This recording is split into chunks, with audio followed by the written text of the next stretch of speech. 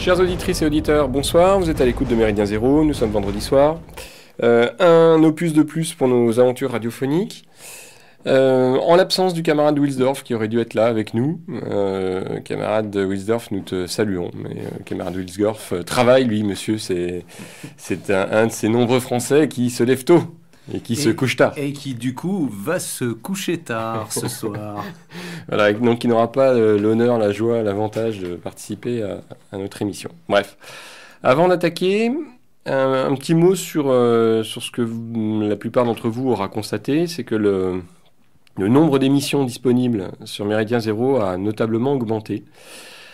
En gros, ça se décompose de la façon suivante. Le dimanche soir, vous retrouvez donc les camarades d'Orage d'Acier, qui diffusent leur émission par le biais de Québéca Liberata le dimanche soir à 19h, le lundi matin.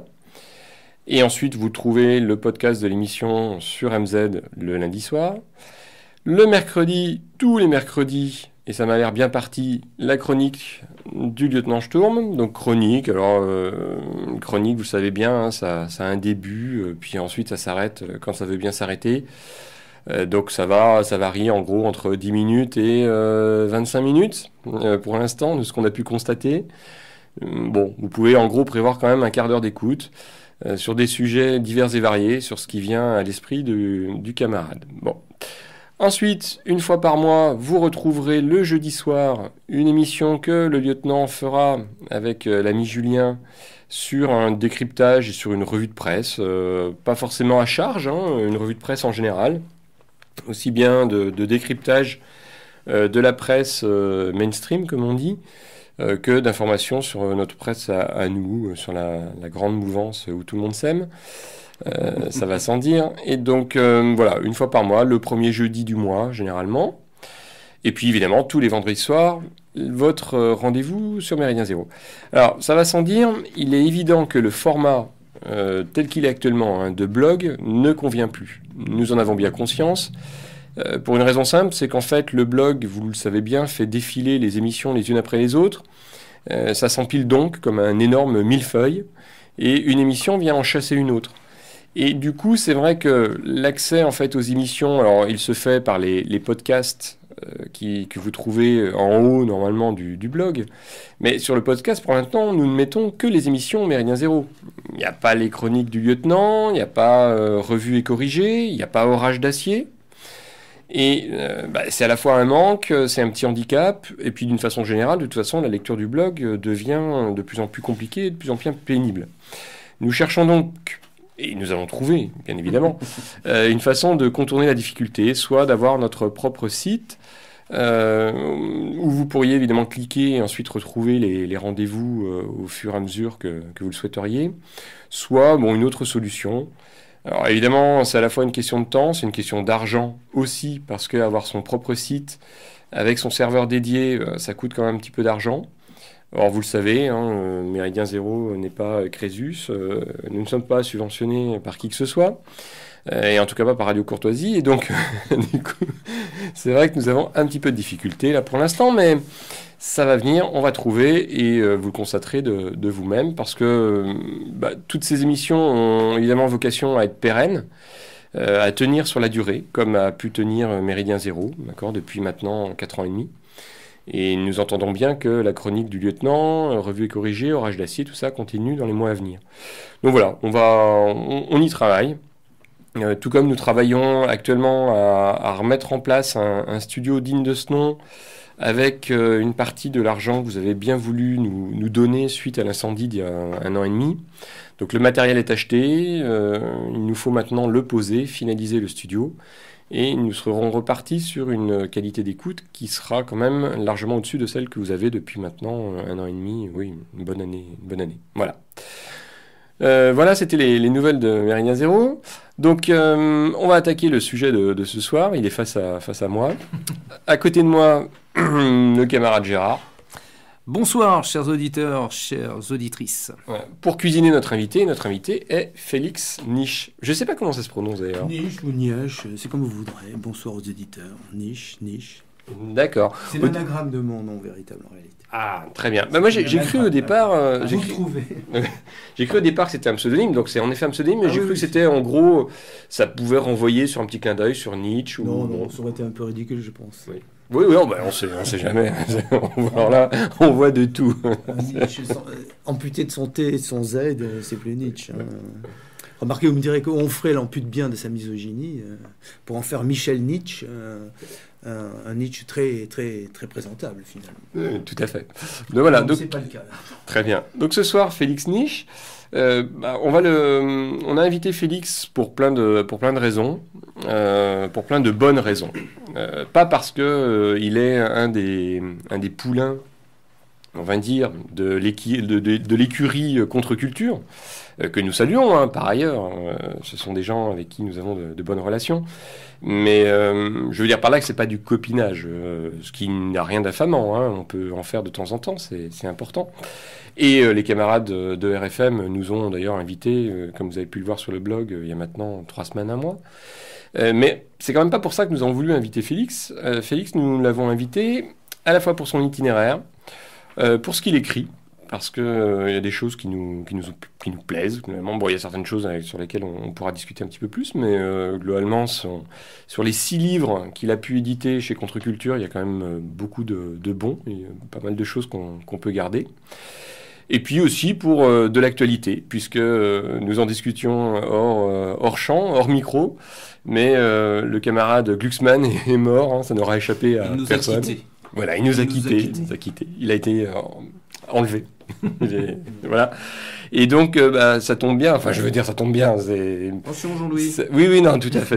Il faut faire attention à ce qu'on dit. Non, ça tombe à propos. Enfin, voilà, ça. En fait, la coïncidence est intéressante. Ouais. Et donc, nous aurons à en parler puisque André Glucksmann était quand même une figure de cette intelligentsia, d'abord de gauche, devenue autre chose au fil des années. Qui est très largement responsable quand même du caca dans lequel nous nous trouvons les uns et les autres en France et d'une façon générale d'ailleurs en Europe. Voilà. Bon, on peut attaquer. Félix, une petite présentation de vous-même, une petite présentation de l'auteur par lui-même, âge de naissance, année de naissance, etc. Et puis l'itinéraire, quoi.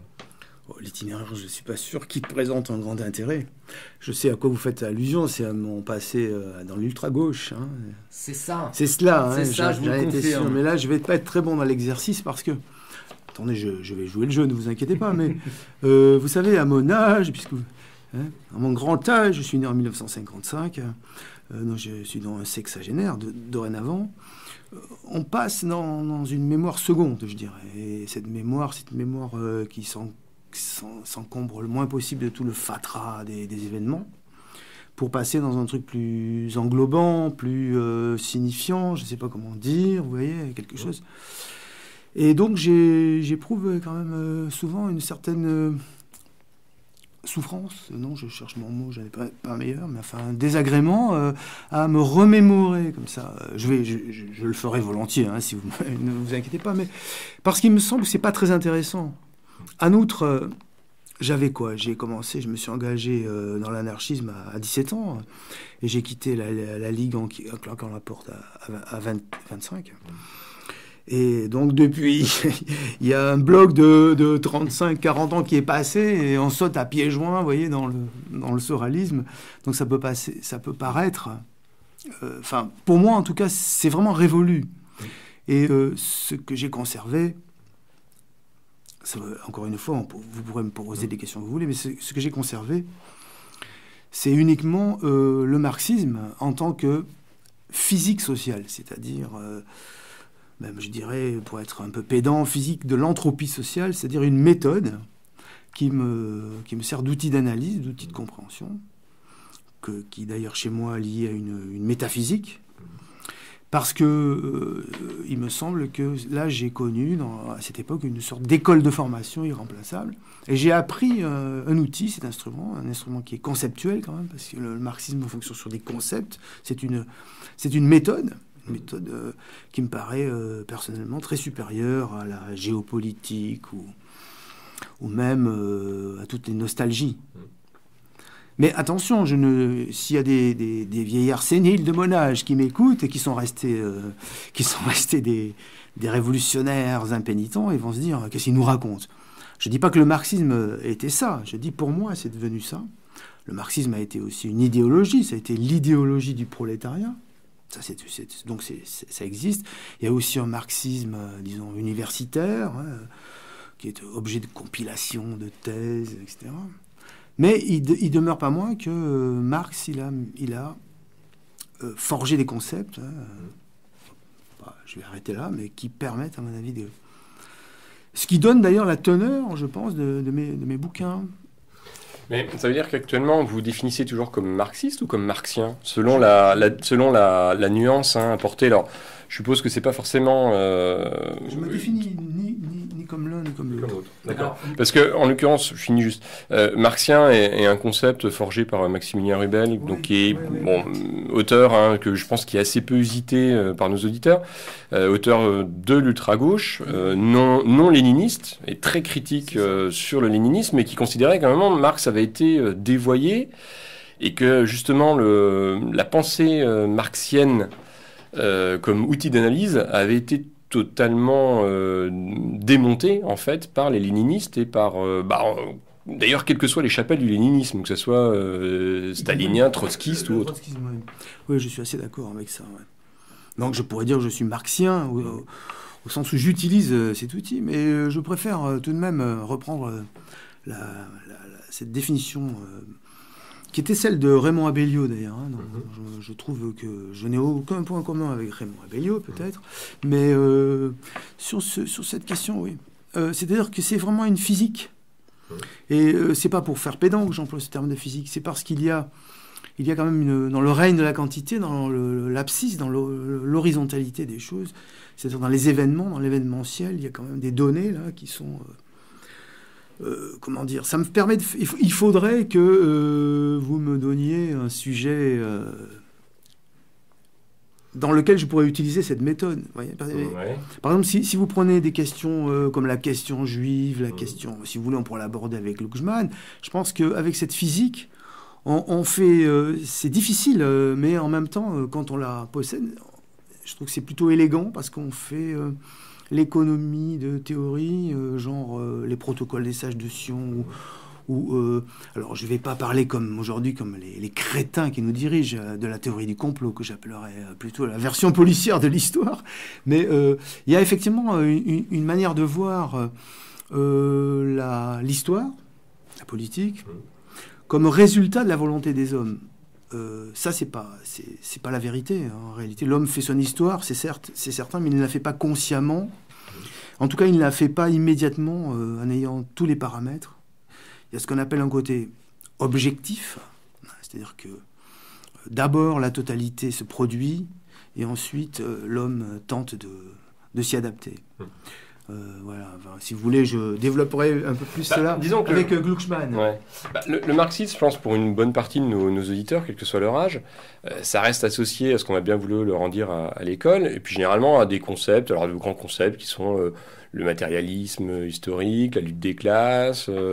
Vous, en fait, Félix, là-dedans, où est-ce que vous vous placez? Qu'est-ce que vous en gardez, en fait? Eh bien, je vais rebondir sans me faire trop de mal, comme un vieux ballon de foot.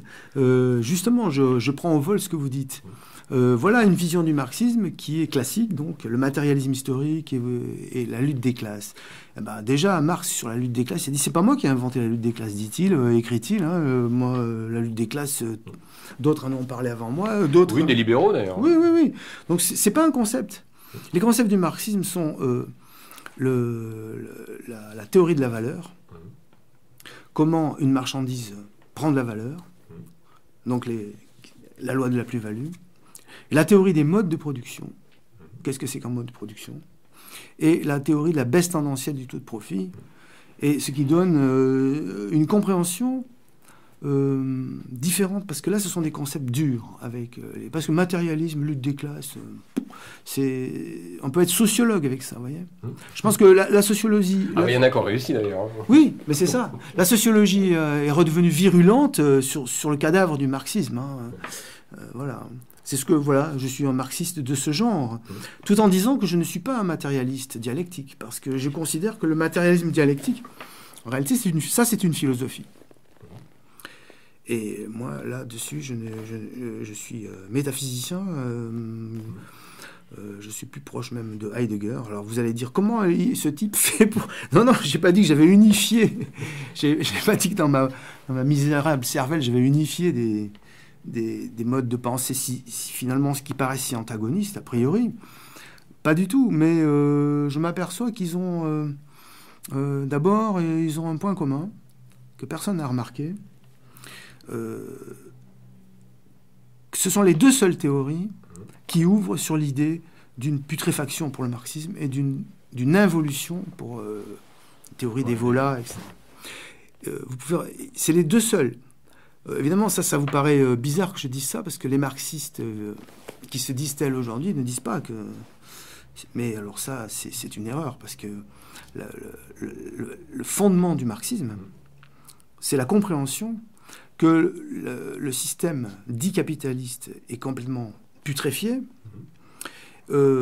enserre l'humanité dans une sorte de camisole de force dans laquelle l'humanité étouffe, et que le stade dans lequel nous sommes est un stade réellement décomposé. C'est quand même... Enfin, si vous voulez, je développerai, mais... donc on voit bien, là aussi, qu'il y a un sentiment d'irrémédiable, d'entropie, non ? Entropie au sens, je le dis pour les auditeurs, E-N-T-R-O-P-I, c'est-à-dire la deuxième loi de la thermodynamique, c'est-à-dire que tout système clos va vers un délitement, un chaos grandissant.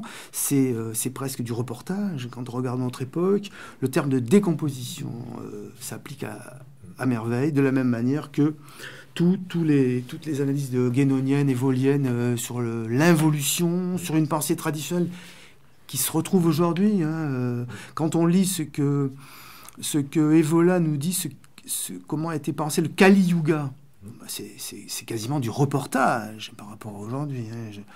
Prenez par exemple le féminisme, la submersion des eaux amazoniennes, du pôle viril, tout ce qui se passe. Donc, vous avez là deux théories qui sont totalement antagonistes, on est d'accord sur leurs prémices. Oui. Je me demande comment on pourrait trouver une prémisse commune, c'est certain, mais la première chose qui m'a frappé, moi, quand j'ai découvert cette pensée lumineuse d'Evola, qui m'a permis de sortir d'une misère... Bon, alors là, on va revenir à la biographie, si vous voulez. Quand j'ai quitté la Ligue, moi, j'ai quitté parce que j'ai résisté à la décomposition féministe. Je ne me suis pas suicidé comme Recanati. Je n'ai pas trahi comme Goupil. Mais j'ai plongé dans une période de dépression très profonde. Juste un petit mot, Félix, on peut renvoyer, parce que là, les deux personnages, je pense, sont peu familiers de nos auditeurs, Recanati et Goupil. Alors, Goupil, un petit peu plus, parce que vous n'avez pas pu échapper depuis maintenant 1 mois et demi avec tout ce qui peut être développé comme reportage autour des migrants, sur l'activisme vibrionnant de ce réalisateur, qui est pour une ouverture intégrale et pour accueillir absolument tout le monde en Europe. Bon. Et Romain Goupil a quand même passé de militant trotskiste derrière lui, en particulier dans l'ombre d'un jeune homme, parce qu'il s'est suicidé à 30 ans, donc il s'appelait Recanati, qui était le responsable du service d'ordre de la LCR, c'est ça ? C'est ça, ouais. Oui, ce triste personnage Goupil est un personnage que je juge parfaitement répugnant. Je le dis sans haine, il est politiquement répugnant. Quand j'ai entendu un type qui a quand même été dans la même organisation où nous nous sommes battus farouchement contre l'impérialisme américain, on a soutenu le Vietnam et tout, l'entendre comme je l'ai entendu gueuler, parce qu'il n'y a pas d'autre mot, c'était France Culture, à l'époque de la première intervention en Irak. Et gueuler littéralement, vociférer à tel point que j'ai éteint la radio, j'ai ouvert ma fenêtre, je l'ai entendu, parce que j'habite pas loin de la maison de la radio, je plaisante, mais vraiment il hurlait contre Chirac qui voulait pas faire cette guerre, et ça m'a écœuré, vraiment. Et là, vraiment, ce type est un sale personnage, mais Glucksmann aussi est un sale personnage, et on retrouve Benny Lévy aussi, est un sale type, Jean-Paul Sartre aussi s'est comporté comme... c'est bizarre son parcours quand même. Je veux dire, là, il y a quelque chose, il y a une coïncidence avec des personnages. Et on doit dire que leur passage dans le néoconservatisme le plus extrême se fait par le biais du sionisme. Et c'est là que c'est quand même quelque chose qu'on ne peut pas nier. Et c'est pas faire de l'antisémitisme de le reconnaître.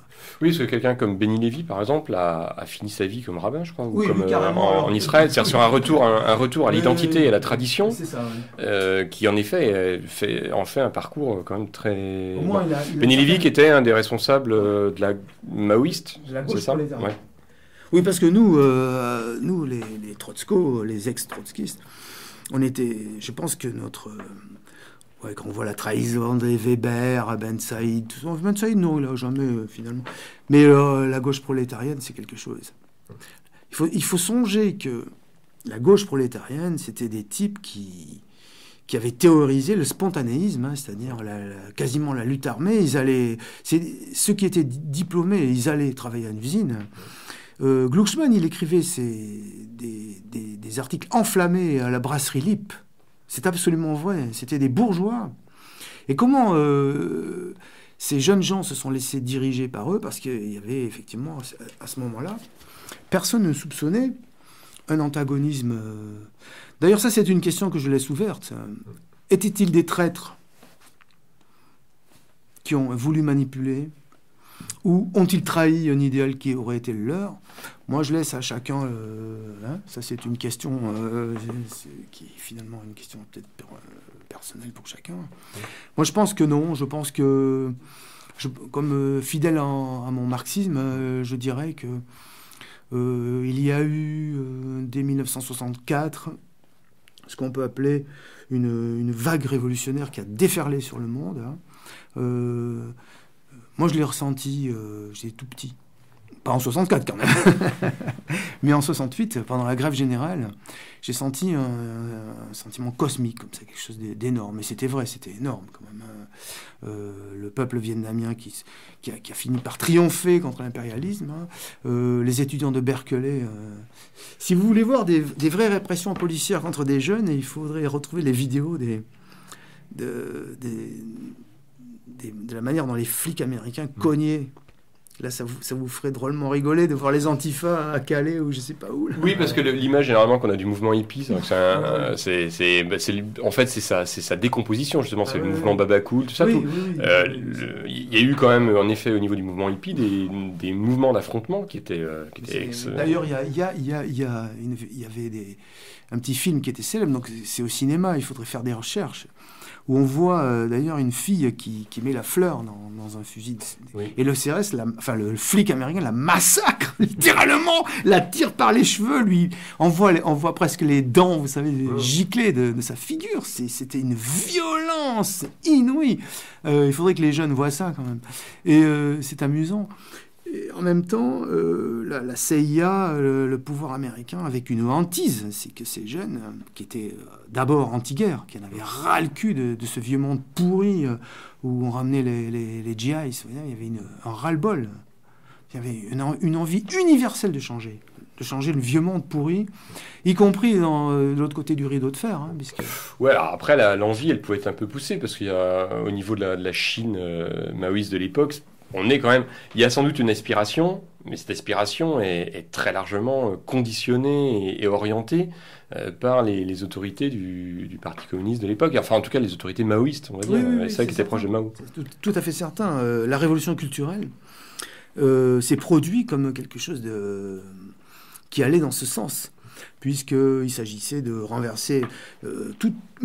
D'ailleurs, la critique du stalinisme qui était faite originellement par les trotskistes, les Mao faisaient la même, finalement, ils disaient, voilà, ces vieux... Ouais, vous avez raison, disait-il, ces vieux bureaucrates, ces vieux bonzes, mais voyez ce qu'en fait Mao, quoi. Et c'est vrai que Mao s'est appuyé sur une jeunesse, et il a voulu mettre au pas...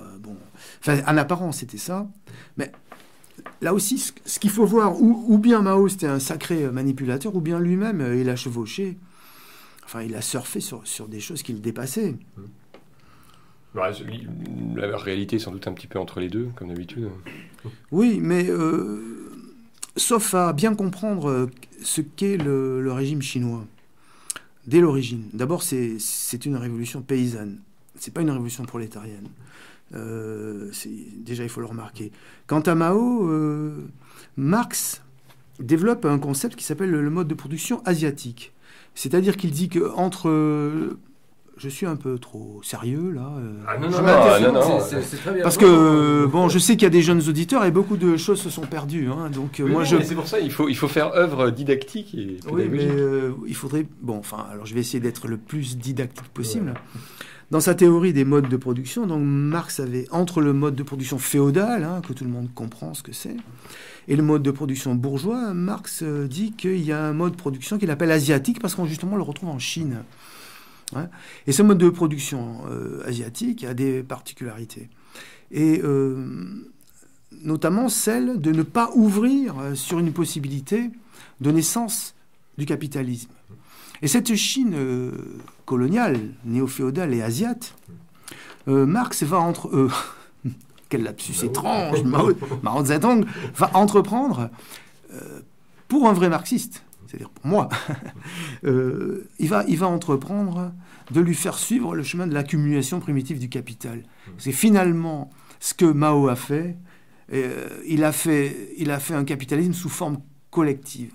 Donc pour moi, je ne suis pas du tout étonné, de par ma formation, hein, c'est ce que nous disions déjà à l'époque, de ce qu'est devenu la Chine. C'est-à-dire un bagne pour je crois, 800 millions de prolétaires qui travaillent dans des ateliers de montage pour les grandes compagnies monopolistes américaines et avec une bureaucratie d'État. Mais je crois que c'est la forme asiate. Un capitalisme concurrentiel de type européen se construisant en Chine, réfléchissez, c'est pas très concevable. Hein. Ça peut venir d'ailleurs, mais ça va créer des conditions de pourrissement du jamais vu. Hein. Donc, oui, et c'est pour ça, je suis désolé d'une incise, Félix. Et c'est pour ça qu'en fait, c'est vrai que la Chine actuelle, l'étonne souvent l'antienne qui revient, en particulier chez les journalistes, c'est de dire on comprend pas, ça se développe d'un point de vue capitaliste, et pourtant ça se traduit pas par l'avènement de la démocratie libérale, etc., sur un schéma qui en effet, un schéma européen mené par la bourgeoisie européenne, et là ça marche pas, et donc et bien, on les sent tout fort maris de cette situation. Bien sûr, flûte, on comprend pas, ça marche pas. Évidemment. Mais ce qu'on peut repérer très facilement, c'est ça, c'est que Mao, il a mis au point, c'est-à-dire, on peut dire en gros que le capital, c'est socialisé d'entrée. Mais l'exploitation des travailleurs et la création de ce qu'on appelle l'accumulation primitive pour développer un capitalisme, ça a été fait par ces moyens. Et j'en veux pour preuve, et là on va tomber sur Glucksmann finalement, sur son tournant, enfin c'est comme ça moi que je l'explique essentiellement, qu'il y a eu en 1972 un tournant dont personne ne parle. Tout le monde fait semblant d'oublier que Mao a fait venir Nixon. Et qu'en réalité, Mao a trahi les Vietnamiens. Au profit de l'impérialisme, il y a eu une association de l'impérialisme américain et du socialisme asiate maoïste contre l'URSS. Contre finalement le seul État ouvrier, aussi dégénéré soit-il, du monde. Et ils ont trahi les Vietnamiens, qui c'est ensuite Pol Pot, hein, c'est-à-dire les Mao. C'est les Américains les ont favorisés pour casser les Viettes plus tard, etc. Il y a toute une démarche. Et donc la trahison d'un Glucksmann, finalement, enfin, c'est ma position, hein. Il saisit à ce moment-là qu'on est dans un tournant, c'est-à-dire il y a un tournant, on passe de cette vague de révolution qui va se transformer en contre-révolution, enfin, par contre-révolution, que les contre-révolutionnaires qui m'écoutent ne croient pas que là, je parle de la contre-révolution royaliste, etc. La grande contre-révolution de Bonal et Cancer. Non, là, je reste dans le marxisme, hein. Donc, c'est-à-dire la réaction impérialiste, il y a un tournant, vous savez, un tournant qui va s'opérer d'ailleurs après magistralement en 1975. Et ces types d'élite finalement, parce que Glucksmann, Benny Lévy, Krivine, Ben Saïd, tout ça, c'est des types d'élite au sens d'élite politique. Je ne dis pas que c'est des mecs supérieurs, je pense que c'est une bande de cons, personnellement. Je trouve que c'est des... Avec une solide formation intellectuelle, quand même. Oui, oui, mais enfin, en tant que philosophe, on dit Glucksmann, le philosophe. Attends, quelle pensée, là. Oui, non, il ne sera Quelle est rien son comme inscription système. grande métaphysique, même, non. Attends, c'est juste un propagandiste du néoconservatisme plus en avant. Ceci dit, dans l'histoire des hommes, ce qui représente l'intelligence, la conscience, c'est l'organisation. Et la question juive, la question sioniste, elle est indubitablement liée à la Deuxième Guerre mondiale. Et les Juifs, avec la naissance de l'État d'Israël, sont, on peut dire, les plus organisés. Ils ont une idéologie, ils sont aux États-Unis, ils sont les plus organisés. Donc ils ont des réseaux. Et ces types comme Glucksmann, ils étaient tout le temps en rapport. Et c'est les autres qui leur ont dit, en gros, alors je vais résumer, je vais simplifier. Hein. Ça, c'est pas forcément dit comme ça, mais la teneur, c'est de leur dire, voilà les gars, c'est fini. C'est pas la peine d'essayer de chevaucher la révolution prolétarienne, elle aura pas lieu. Vous avez vu l'impérialisme, vous avez vu Mao. Les types, ils comprennent. Et il leur dit, tu es juif. Il leur rappelle qu'ils sont juifs. T'es juif. Hein. Et maintenant, déjà, il faut quand même reconnaître que ce soit Benny Lévy ou Glucksmann, parce que là, je parle de la cause du peuple, c'était pas mon camp politique, mais ils avaient une haine intérieure devant l'antisionisme définitif de la cause du peuple. Hein, parce que là, c'était pas de la rigolade. Hein, parce qu'ils avaient beaucoup d'ouvriers, de jeunes ouvriers. Et ces jeunes ouvriers, ils avaient un sentiment... il y avait pas mal d'Arabes à la cause du peuple. Ils avaient un sentiment spontané de haine contre l'État sioniste. Et Benny Lévy l'a avoué. Hein, il a dit qu'il souffrait le martyre d'entendre ce qu'il a... Lui, il prétend que c'était de l'antisémitisme avant la lettre. On s'en fout que ce soit de l'antisémitisme ou de l'antisionisme. Mais en réalité, c'est vrai que je pense qu'en plus, d'un point de vue subjectif... Hein, ils ont bien été... ils ont retrouvé l'être qu'ils portaient en eux-mêmes. Finalement. Oui, c'est des gens qui ont dû passer des années à être déchirés entre une identité réelle et puis des envies ou des fantasmes qui étaient aussi pour certains dans l'air du temps. Bon. Mais vous, du coup, vous quittez en fait donc c'était la LCR. Vous quittez la LCR en quelle année? Enfin, sur quel... moi, c'est dans quel motif? 75, 76, 77, là, je commence à en avoir plein le dos, parce que, vous voyez, moi, je me suis engagé là-dedans pour le pouvoir de la classe ouvrière, rien d'autre. Une petite parenthèse là-dessus, tiens, parce que la dernière fois, quand mes camarades de R m'ont interrogé, comme ça, bon, pourquoi ce type-là, qui vient de la petite bourgeoisie de province, Mais, la classe ouvrière, quand même, je voudrais rappeler aux jeunes auditeurs que c'est pas nous qui voulions qu'elle soit révolutionnaire, elle l'était. Hein. Je voudrais juste rappeler aux auditeurs que, par exemple, en 1975, ou 14 même, les LIP, les ouvriers de LIP, ils font une grève hein, qui dure, et puis tout d'un coup, ils occupent l'usine et ils refont démarrer l'usine sans patron. Enfin, je sais pas si vous réalisez. C'est-à-dire qu'il y a un projet là où il montre que la classe ouvrière est prête à prendre le pouvoir.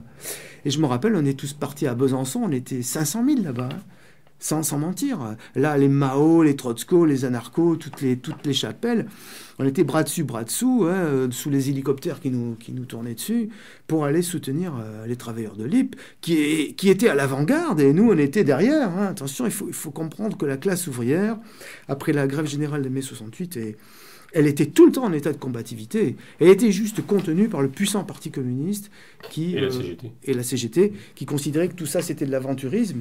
Je ne dirais pas qu'on a frôlé les conseils ouvriers, mais avec les LIP... Oui, les aspirations allaient au-delà des augmentations de salaire, des 30 glorieuses. Juste ainsi, je pense que le camarade PGL devait y être, parce que le camarade PGL, il a une montre LIP. Très amusant. Ouais, ça fait longtemps que je l'ai vu. Camarade PGL, on t'a vu. Ouais. Tu as une montre LIP au poignet gauche, si tu nous écoutes. Ça existe encore, non, Marc LIP je sais pas. Chez PGL, oui. Oui, en tout cas, voilà, son poignet. Son poignet. Ouais, il l'a peut-être acheté en Ukraine. Ou, c'est possible, c'est peut-être une contrefaçon ukrainienne. Oui, voilà, c'est ça, un truc. Ou chinoise. Chino-ukrainienne. Oui, et donc, du coup, au milieu des années 70, en fait, l'évolution. Alors, c'est quoi? C'est l'évolution sociétale de l'extrême gauche? J'ai juste voulu un petit peu justifier mon engagement, donc voilà. Donc je milite, je suis un militant de premier plan, local. Hein, local, c'est dans les Pyrénées-Atlantiques. Je dirige le secteur jeune. Mon pseudonyme, c'était Nicolas. J'étais connu comme Nicolas. Oui, c'était par ironie, pour Nicolas II. Voilà, donc... C'était le marchand de pinard ou le jardinier. Je ne sais pas, ça n'existait pas à l'époque. Ah bon? Donc, je milite, hein, c'est-à-dire c'est un truc à temps complet, ça, hein, je ne vais pas relater comment ça se passe. Bah, ceci dit, c'est vrai que c'est quand même ça. Alors, c'est quelque chose que nos auditeurs et auditrices ont déjà pu lire quand même ou entendre moult fois. Là aussi, hein, c'est un petit peu un marronnier. Ce que peuvent dire certains camarades chez nous, qui est toujours de dire ah ouais mais regardez, au moins l'extrême gauche, c'est pas des touristes. Ce sont des militants à 100%. Ce sont des militants à 100%. Eux, au moins, ils sont dans l'engagement.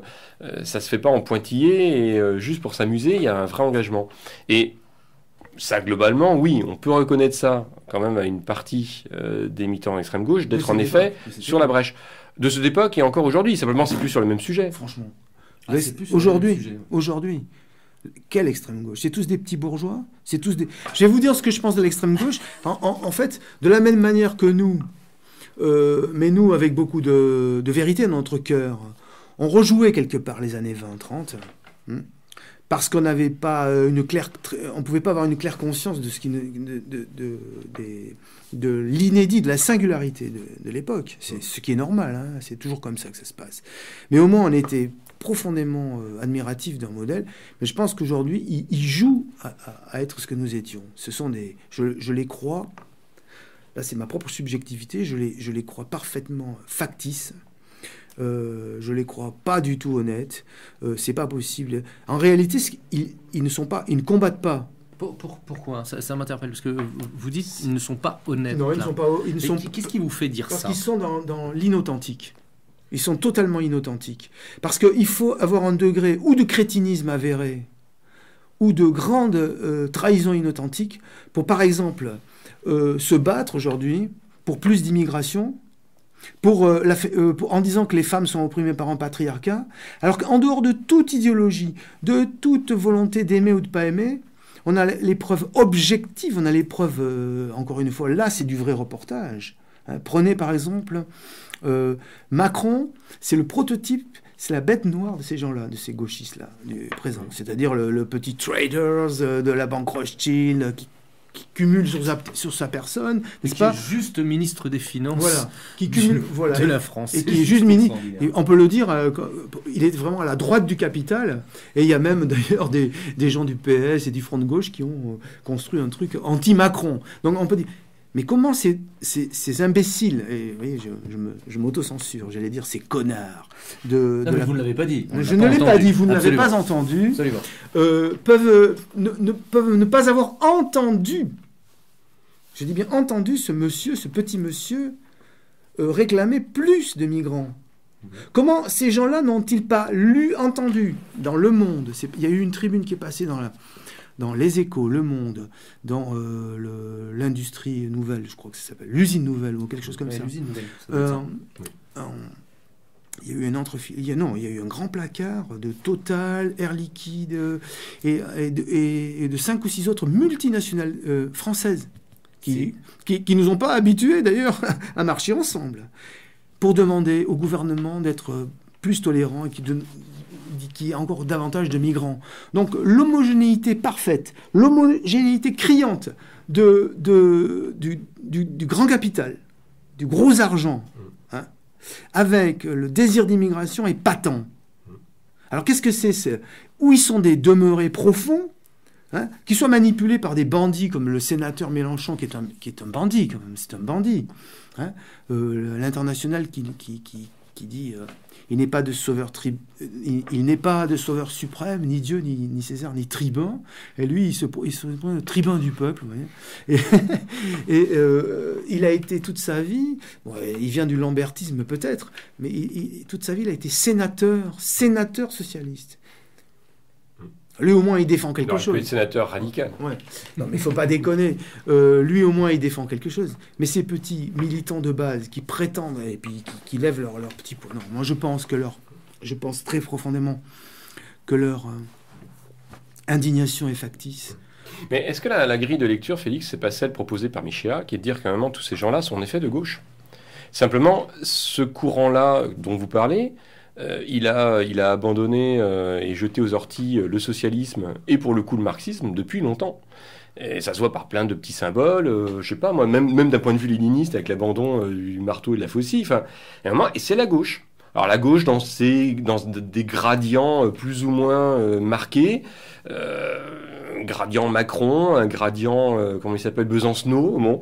Mais tout ça c'est la gauche. Est-ce que l'explication elle est pas là finalement? Pour moi elle est pas là.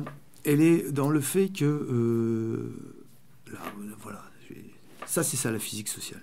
Elle est dans le fait que notre monde il a une singularité.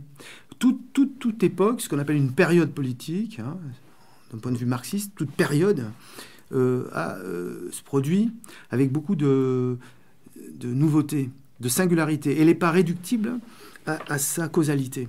Bien sûr qu'on est par filiation, on peut dire que c'est le traité de Versailles qui fait la Deuxième Guerre mondiale, mais il y a une telle spécificité dans la Deuxième Guerre mondiale, il y a de tels inédits, le nazisme par exemple, la manière dont ils ont mené la guerre en Russie, etc., qui forment une singularité. Notre époque, elle a une singularité, et ils ont jeté l'outil de compréhension pour être à la hauteur des tâches de l'époque. Et parmi ces singularités, c'est que, évidemment, une fois de plus, la réalité a humilié les doctrines, et que c'est pas tellement qu'ils ont... La gauche a trahi ou je sais pas quoi, c'est que ce n'est plus opératoire. Ce que je viens de dire, par exemple, sur l'homogénéité de l'immigration et du grand capital, c'est quelque chose qu'il faut comprendre. C'est que notre époque, c'est toujours du capitalisme, puisqu'au sommet, il y a le capital. Mais c'est plus le capitalisme. Il y a des traits qui font que, objectivement, là, si je voulais faire une émission uniquement là-dessus, et si je l'avais là un peu plus préparée tout de même, je pourrais dire... je pourrais démontrer très facilement, et je défie quiconque de m'en remontrer sur ce sujet. Voilà, c'est lancé. Non, là, il me faudrait du matériel. Et vous reviendrez. Non, mais sur le défi. Ah oui, je veux bien me défier avec quiconque me dira qu'on est dans une société capitaliste. On est dans ce que Rosa Luxembourg ou Trotsky à la fin de sa vie appelait la barbarie. C'est-à-dire, il y a des traits encore éminemment capitaliste, mais ce qui est plus du capitalisme, c'est par exemple le sauvetage des banques. Je vous rappelle que l'essence du capitalisme, même dans son stade d'impérialisme, c'est que lorsque les mecs sont faillis, ils se balancent par les fenêtres, que les meilleurs gagnent, et ça épure le système. Là, au contraire, on draine l'argent. Le capitalisme, c'est basé sur la production des marchandises. La base de la pyramide, c'est la production des marchandises. Aujourd'hui, c'est la spéculation. La production des marchandises, c'est en fermant les usines qu'on fait du profit. Vous trouvez que c'est capitaliste, ça? Troisième point, j'énumère comme ça ce qui me passe par la tête, parce que je n'avais pas prévu de parler de ça, mais y a-t-il une classe dirigeante? Le capital, c'est forcément une classe dominante. Et ça aussi, c'est un concept. C'est pas du tout une image, c'est un concept, classe dominante. Hein. La classe dominante, c'est-à-dire la grande bourgeoisie, elle est dominante et elle crée l'idéologie dominante dans la mesure où elle a des appareils pour le faire. C'est-à-dire, par exemple, prenez la bourgeoisie française. Elle a quand même dominé par le biais de l'Académie française, par le biais de l'université, par le biais d'une école où elle reproduisait idéologiquement, certes, son savoir, mais son pouvoir. Donc il y avait une grande bourgeoisie. Il y a une grande bourgeoisie maintenant. Les Bolloré et consorts, c'est la grande bourgeoisie, c'est milliardaire. C'est une bande de gangsters. Ah bah oui, mais en même temps, ce caractère prédateur... Je retire pour Bolloré. Je veux dire, je ne veux pas aller en prison, d'accord? Non, je veux dire que le capital, aujourd'hui, c'est une mafia. Oui, mais c'est pas incompatible avec le fait d'avoir ce caractère prédateur qu'on peut reconnaître dans les mafias, n'est pas incompatible avec pour le coup, le caractère bourgeois de ces gens-là. Ah non, que ce soit des bourgeois, ce sont des bourgeois. Mais on ne peut absolument pas définir l'oligarchie financière d'aujourd'hui comme la grande bourgeoisie. La preuve, elle ne produit plus d'idéologie dominante. L'idéologie dominante, elle est prise, et les bourgeois la prennent dans la petite bourgeoisie. Le féminisme, le gender, toutes ces saloperies, ce sont des idéologies de petits bourgeois que l'impérialisme dominant, c'est-à-dire l'impérialisme américain, c'est-à-dire la CIA en réalité, ils trouvent ça tout fait. Ils l'inventent pas, hein. Et ils s'en servent pour casser le mouvement révolutionnaire. Ils ne sont pas producteurs d'une pensée, comme par exemple, aussi répugnant que puissent nous paraître les dirigeants bourgeois de la Troisième République, et Dieu sait s'ils le sont. Pensez à Poincaré, par exemple, tout ça. Bon. Parce que la première boucherie impérialiste, on la leur doit. Mais n'oubliez pas quand même que Poincaré, je viens de le nommer, son propre cousin, c'est l'immense physicien Poincaré. Que c'est une classe qui produit des Proust, des Pasteur. C'est une classe dirigeante, donc. Elle produit des Paul Valéry. C'est une élite. C'est la classe dirigeante dominante. Parce que c'est la classe qui produit les valeurs. Parce qu'elle est à la domination. Aujourd'hui, c'est fini.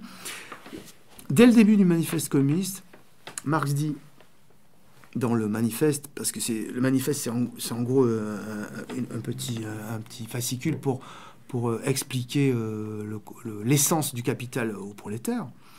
C'est le début, je ne peux pas le citer de mémoire, mais en teneur, il dit exactement que tout mode de production finit par être renversé, connaît le destin suivant. Soit il est renversé par une classe révolutionnaire, soit il ne l'est pas, et alors les deux classes fondamentales vont pourrir. Et il donne comme exemple, par exemple, de mode de production qui n'a pas été renversé, le mode de production antique, où l'on a vu la décomposition de Rome et tout ça, et ce qu'il a régénéré, ce qui a créé le monde féodal, ce sont les grandes invasions germaines. Mais ce n'est pas de ses propres fonds qu'il le tire.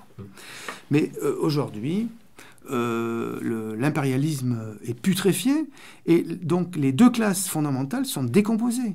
Et la classe du sommet, évidemment, elle se décompose beaucoup plus vite. La grande bourgeoisie s'est métamorphosée en une mafia d'oligarchie. Ou d'ailleurs, le sionisme est dominant. Pourquoi? Parce qu'ils sont plus organisés, et qu'ils ont une pensée, qu'ils ont une vision, au moins, eux. Les autres, c'est rien, hein. Et quand ils ont la vision de leur propre, oui, mais c'est quand même une vision. Caractère pérenne, en fait. Oui, c'est ça, mais ils ont quand même des relais. Eux, ils produisent une culture. Même si c'est une sous-culture à certains égards, ça je laisse à chacun le soin d'en juger, mais ne serait-ce qu'Hollywood, c'est une production. Mais c'est pas ce que je veux dire. Et en bas, la classe ouvrière, le prolétariat, c'est totalement métamorphosé. Dire que la classe ouvrière, moi qui l'ai bien connue, moi qui l'ai fréquentée, moi qui l'ai aimée, qui ai voulu en faire partie, je puis dire que j'aime toujours les ouvriers, hein. Je suis toujours du côté des travailleurs par mon cœur. Mais je peux dire que la classe ouvrière, c'est plus une classe révolutionnaire, elle est plus à l'offensive. Il n'y a plus que des attardés qui font semblant de dire qu'il va y avoir une prise du pouvoir par la classe ouvrière. Elle est cassée en deux par l'immigration. Oui, il y a une classe ouvrière. Il y a une classe ouvrière industrielle, mais elle est laminée, elle est minoritaire, elle est dirigée par des syndicats pourris. Non, ils l'ont montré à Air France, par exemple. Ils voudraient se battre. Mais ils ne peuvent plus proposer à la société ils ne peuvent plus être comme avant en disant voilà, nous, on a une possibilité. Donc on peut dire que les deux classes fondamentales se sont décomposées. Et ce que on appelle aujourd'hui l'idéologie, vous savez, l'extrême droite fait les poubelles de l'extrême gauche. En réalité, j'ai remarqué ce petit point. J'ai remarqué comme ça. Si j'écoute Radio Courtoisie, on entend le mot idéologie dominante. Mais ils l'emploient parce qu'ils ne le comprennent pas. C'était un concept. Ça ne veut pas dire juste la magouille. L'idéologie dominante, c'est l'idéologie de la classe dominante. Il n'y a plus de classe dominante, elle ne produit plus d'idéologie dominante. Ça, je le maintiens. Et c'est la petite bourgeoisie qui donne le là, qui donne le ton des choses, et que l'impérialisme a trouvé sur son chemin. Et même, je pourrais, si je voulais, mais là, encore une fois, il m'aurait fallu venir avec des documents, mais je pourrais le prouver même factuellement. De la manière, par exemple, dont la CIA, dans les années 68 en Amérique, Gloria Sternheim, qui était l'égérie du féminisme, était à la CIA. Et on sait maintenant qu'elle a été approchée par la CIA pour que le féminisme soit un obstacle à la radicalisation vers Cuba, vers le communisme des étudiants. Parce qu'ils avaient compris le côté pourrisseur de cette idéologie, puisque la base du féminisme, c'est de dire, c'est une variété de tiers-mondisme, c'est de dire que le prolétariat n'a plus de potentialité révolutionnaire, que sont les femmes, les noirs, les minorités, les pseudo-minorités, les PD, tout ça, enfin les homosexuels, etc. Et ça, la CIA a bien compris le truc, et ils ont non seulement aidé et renfloué les caisses, mais ça je pourrais le prouver, hein, que ceux que ça intéresse fassent des recherches. Oui, bah, Non, mais... on a eu l'occasion d'en parler, par exemple, et on aura l'occasion d'ailleurs d'en reparler dans pas très longtemps par rapport à l'écologisme aussi, hein, et la façon dont l'écologisme est devenu un cheval de bataille, bien utile aussi pour diviser et pour divertir en fait ces aspirations révolutionnaires qui pouvaient avoir lieu à la fin des années 60. Absolument, l'écologisme aussi, je le mets, bien sûr, bien évidemment, et le tiers-mondisme. Et une variété de tiers-mondisme dont nous subissons, hélas, aujourd'hui, nous-mêmes, enfin en tout cas moi-même, AER, je pense, hélas, je dis, une variété de contre-courants, enfin une sorte de... Enfin, je pense qu'il y a un tiers-mondisme qui ne se connaît pas comme tel, qui est d'ailleurs généreux, hein, mais qui est encore virulent, je pense. Et en claquant j'ai deux questions. La première, c'est généralement ce qui était quelque chose qui était mis en valeur par rapport à tous les parias des mouvements léninistes. C'était que généralement quand ils en sortaient, ils perdaient tout en fait. Ils perdaient parce que ils étaient pris en fait dans un système de relations sociales, etc. qui faisait que en quittant, ils quittaient en gros une famille. Est-ce que ça a été votre cas et du coup vous l'avez compensé comment? Oui, ça a été très douloureux. Il m'a fallu beaucoup de courage, je le dis franchement, très franchement, parce que c'est le seul moment de ma vie où j'ai résisté tout seul. Parce que ce qui s'est produit, c'est que la trahison, c'est-à-dire le thermidor, ce que j'appelle dans CCCP, mon bouquin, le thermidor du gauchisme, s'est produit sous la forme féministe, pas féminine. Pas féminine, parce que mon antiféminisme n'est pas de l'antifemme. Oui, c'est pas la misogynie.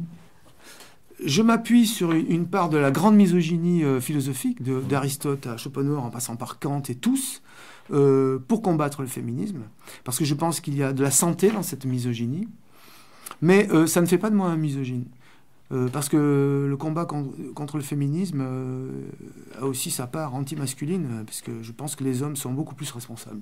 D'ailleurs, j'en ai été témoin, puisque... voilà ce qui s'est passé dans ma petite organisation. Tout à coup, on parlait de construction à Lac, dans la grande usine Lac, on parlait de notre lutte idéologique contre les Mao, etc. Donc, on est toujours à l'époque de la LCR. Ouais, là on est en 75 toujours. Là on a un niveau politique toujours exceptionnel. Puis tout d'un coup, les groupes femmes qui existent en dehors de nous, hein, le MLF, les groupes femmes, le planning familial, la pilule, tous ces trucs qui arrivent... Et tout d'un coup, il semblerait qu'une partie de notre organisation, en tout cas de la direction plutôt, nous envoie comme consigne de nous lier. Bon, au début, moi, je trouve que c'est pure politique, pure tactique. Hein. Après tout, il y a des groupes femmes, autant y envoyer nos gonzesses, pourquoi pas? Rien à foutre, personnellement. Et qu'on crée un secteur femmes, ce qui commence par être fait. J'en ai franchement rien à foutre, je reste toujours dans un parti. Qu'est-ce que vous voulez que ça me fasse? Non, mais ensuite, il y a eu une authentique métamorphose. Et il le dit bien à sa manière, Goupil d'ailleurs, qui porte bien son pseudonyme. Hein, c'est un vrai renard du mensonge. Puisque quand dans son film sur Recanati, il dit Recanati et les autres commençaient à être mal, tout ça. Il faut dire que les femmes commençaient à nous critiquer d'une manière très pertinente. Lui, il dit très pertinente. En réalité, je dis bien, c'est pas les femmes, mais ce sont... Il s'est passé, mais vous n'imaginez pas, une sorte de métamorphose. Là où on parlait de Marx, de classe ouvrière, tout d'un coup on parlait de avoir ses règles, la pilule, les tâches ménagères. C'était devenu un vrai quelque chose que je ne supportais pas. Donc je l'ai dit, je dis toujours mon vrai nom. Et là, au début, les types, ils m'ont dit, mais arrête, sois discipliné, camarade. Hein, on crée un secteur santé. Je vois que notre camarade baille. Si je fais bailler les auditeurs, c'est possible. C'est l'émotion. Non, parce que je pense que Non, ce dont je parle sur votre demande, c'est pas réellement intéressant. Ah mais non, mais si, c'est intéressant. C'est pour ça qu'on vous a invité. Ah oui, je pense que non, mais est-ce que ça intéresse les jeunes auditeurs? Ça, j'aime ils nous le diront. Et de toute façon, ils nous écriront surtout. Non, j'attends avec impatience. En fait, moi, j'ai un truc qui me brûle les lèvres, c'est de savoir, il y a un déclic, il y a quelque chose qui me fait quitter tout ça. C'est pour ça. C'est pour ça. Je suis un peu lent parce que c'est très difficile. C'est très difficile à exprimer, mais je vais quand même. On résume pas non plus. Vous avez raison. 15 ou 20 ans en 3 mots. C'est-à-dire qu'à un moment... Il s'agit d'une année décisive. Disons que bon, alors je reviens à chaque fois sur 75, etc. Je vais le zapper un peu, je vais le résumer. Gérard, il baille parce qu'il est fatigué. Hein. Non, mais c'est pas un reproche. Gérard, il travaille tard. Moi aussi, je m'ennuie. C'est dur. Et en plus, on a parlé d'insomnie, mon cher Félix. Oui, je sais. Tout à l'heure, je lui ai avoué que j'avais pas dormi de plusieurs nuits. Voilà. Non, mais bon, disons que je me heurte. Alors, je vais résumer. Je me heurte à ça et je ne cède pas. C'est-à-dire que je refuse et je finis par démissionner. Une lettre de démission d'ailleurs très, très shakespearienne où je dis que... Non mais ce que je voudrais arriver à vous dire, alors je vais juste l'asséner et ne pas le démontrer, je comprends, il vaut mieux, que moi-même à l'époque, je n'ai pas cette claire conscience dont je parle. Je pense que je suis un renégat. Je pense que quelque part, il y a une partie de moi-même qui ne... quand les copains me disent « mais t'es vraiment macho », parce que le mot commence à faire Flores, je me dis « serais-je » comme je l'ai lu plus tard dans Drieux La Rochelle, qui dit non, lui dit pas serais-je, il dit « je suis fondamentalement réactionnaire parce que je le suis sur la question des femmes ». Et moi, je me dis « serais-je un réac ?» parce que là, il y a un moment où je peux pas. Et c'est là que va rentrer en jeu tout l'aspect métaphysique, c'est-à-dire spirituel, si vous voulez. Je ne suis pas...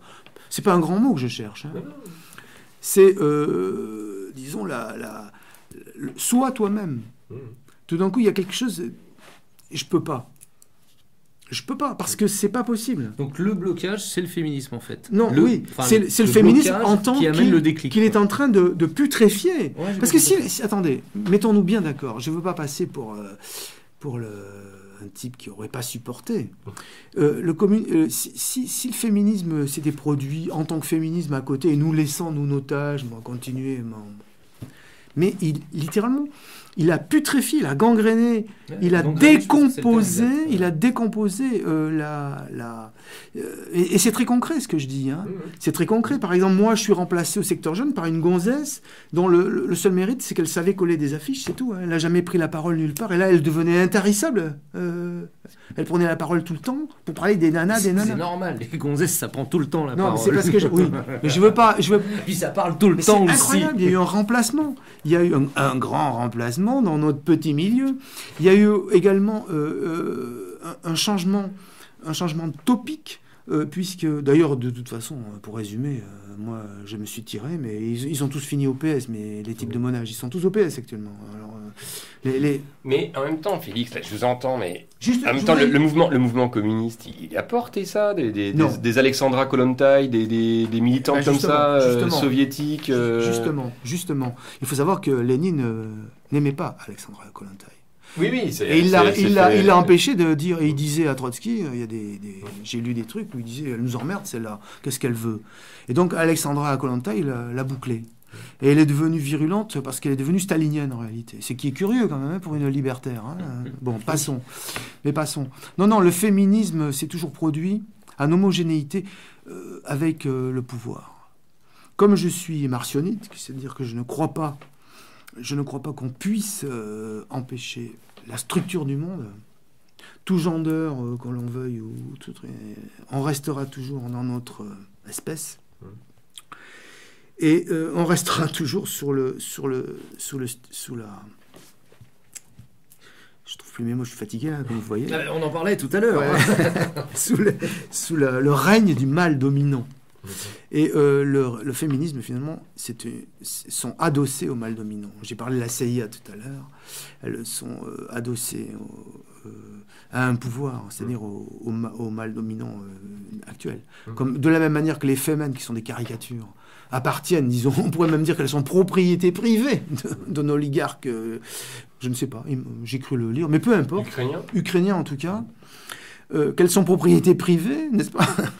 Et elles servent d'ailleurs des intérêts bien compris. Hein. Et on voit bien que le féminisme, dans sa cause finale, c'est pas la libération des femmes. Hein. Et anecdotiquement, je puis dire que lorsque je résistais moi-même tout seul dans mon coin, je voyais tous mes copains masculins capituler. Et alors quand on allait picoler des bières ensemble, ils me disaient, allez, entre nous, On était entre copains. C'est d'ailleurs très macho. Bon, allez, elles sont cons, ces gonzesses, mais ça fait rien. Pourquoi tu le prends comme ça? Ils comprenaient pas. Mais tous, ils filaient droit. Ils étaient tous au groupe femmes, comme ils portaient les pancartes dans les manifs. Et c'était incroyable. Et par contre, je dois dire un hommage aux filles, aux femmes, parce que il y a des femmes que j'aime. Par exemple, les petites brigandes aujourd'hui, je les adore. Les brigandes, elles sont très bien, les brigandes, non? C'est vrai. Bah écoutez, je crois qu'on peut en profiter pour les saluer non nos seulement amis. les brigandes, mais surtout le plus grand fan des brigandes, Qui est-ce? en la personne de Xavier Aimant. Oui, c'est vrai. Xavier Aimant est un fan Moi, je les aime intergalactique beaucoup. Je les aime des beaucoup, brigandes. parce que en dehors même des paroles elles-mêmes, c'est une certaine poésie. Elles ont une certaine manière de s'exprimer, de dire des choses terribles. Moi, c'est Avec le sourire. C'est le masque. Et le ça masque, me- c'est très drôle. Ah, ça Hank Picsou. Ça m'interpelle. Le masque, t'en as déjà parlé. Oui. On sent que je me fais foutre de ma gueule. Non, absolument non, pas. non, c'est des clins Dans d'œil. ma sentimentalité avec les brigands. Non, pas du tout. En tout cas, j'avais à l'époque 2 copines, 2 filles. Alors, l'une était rentrée au groupe femmes. Elle s'appelait Olivia, une jeune femme charmante. Elle vivait avec un de mes camarades, un de mes plus chers camarades, qui était un militant hors pair, et lui, il a fini psy. Lui, il défendait les femmes. Et elle allait au groupe femmes. Elle nous racontait le soir, elle nous racontait ce qu'elle disait. Il fallait imaginer ces grosses béarnaises solides, avec leur large bassin, faites pour la reproduction, en train de parler de six-sous, de conneries, de raconter comment elles étaient baisées. Enfin, c'est elle qui parlait. Hein. Vous pouvez pas mettre des noms à des visages. Alors on est éclaté de rire. Et c'était notre camarade masculin qui disait « Ouais, mais c'est un mouvement jeune. Voilà. » Il les défendait. Et elle se foutait de leur gueule. Et il y avait une autre fille qui se moquait. Et je voudrais dire aussi que le premier pamphlet que j'ai lu contre les féministes, dans les années 70 même, c'est un pamphlet de Annie Lebrun qui s'appelle « Lâchez tout » et qui est très très ironique, mordant contre le ridicule, parce que, mon Dieu, toute la question est là. C'est qu'aujourd'hui, il semblerait que nous ayons perdu le sens du ridicule. Et c'est ça aussi. Moi, j'ai vu à Bordeaux une manif. On est à la radio, je ne peux pas montrer le signe, mais avec leurs 2 mains, elles faisaient le signe du vagin. Et elles demandaient le droit à l'orgasme. Et elles criaient, ensemble, on veut jouir, on veut jouir. Franchement, vous voyez ça, vous avez 20 ans. Moi, je ne pouvais pas. Bah, moi, j'ai 2-3 idées. Oui, Mais- je sais. D'ailleurs, toute la répression, tout le discours répressif du féminisme s'est concentré sur cette question. Parce qu'elles ont produit très rapidement un discours très ambivalent, vous savez, comme l'art qu'elles ont de dire des choses terribles et castratrices avec le sourire. Et elles disaient en gros, les types qui sont à la hauteur de la sexualité de la femme, imaginez Halimi quand elle disait la sexualité de la femme, comme quelque chose qui serait cosmique, qui serait très inquiétant, alors qu'on sait bien que c'est la sexualité masculine qui a toujours été réprimée, qui a toujours fait peur. Donc on était dans une inversion des valeurs. Et en gros, c'était un chantage, en gros. Si t'es à la hauteur du plaisir de la femme, bref, je vais résumer très durement, mais le discours féministe qui a fait marcher tous les mecs, on peut le résumer de la manière suivante. Si t'es capable de faire jouir ta femme, t'es avec nous, t'es féministe. Les autres, c'est des gros frustrés. Et ça, je vous jure, les amis, que je l'ai pris en pleine poire. Heureusement, biographiquement parlant, comme j'étais responsable du secteur jeune, j'avais quand même, au niveau des lycéennes,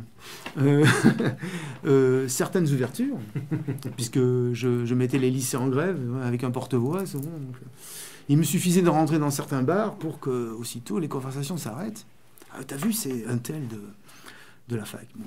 Donc j'avais des témoins de mes propres aventure. Oui, voilà, de ma propre normalité. Mais bon, vous voyez, je serais intarissable sur ce sujet.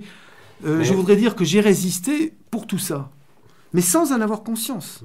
C'est-à-dire que je pensais que j'étais finalement con, et je me suis relié à nouveau avec les anards, l'ultra-gauche. J'ai laissé tomber ma famille politique, et j'en ai été fort mari.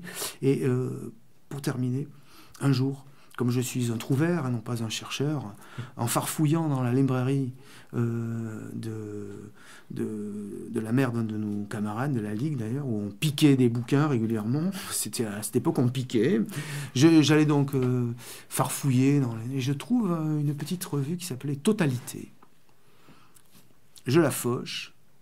C'était un truc d'extrême droite, mais qui se disait Nazi Mao, et dans lequel il est fait allusion à un livre, un dénommé Julius Evola, et une métaphysique du sexe. Je ne savais pas, mais en 79, ça avait été publié chez Payot. Je suis parti à Paris en train chercher ce livre.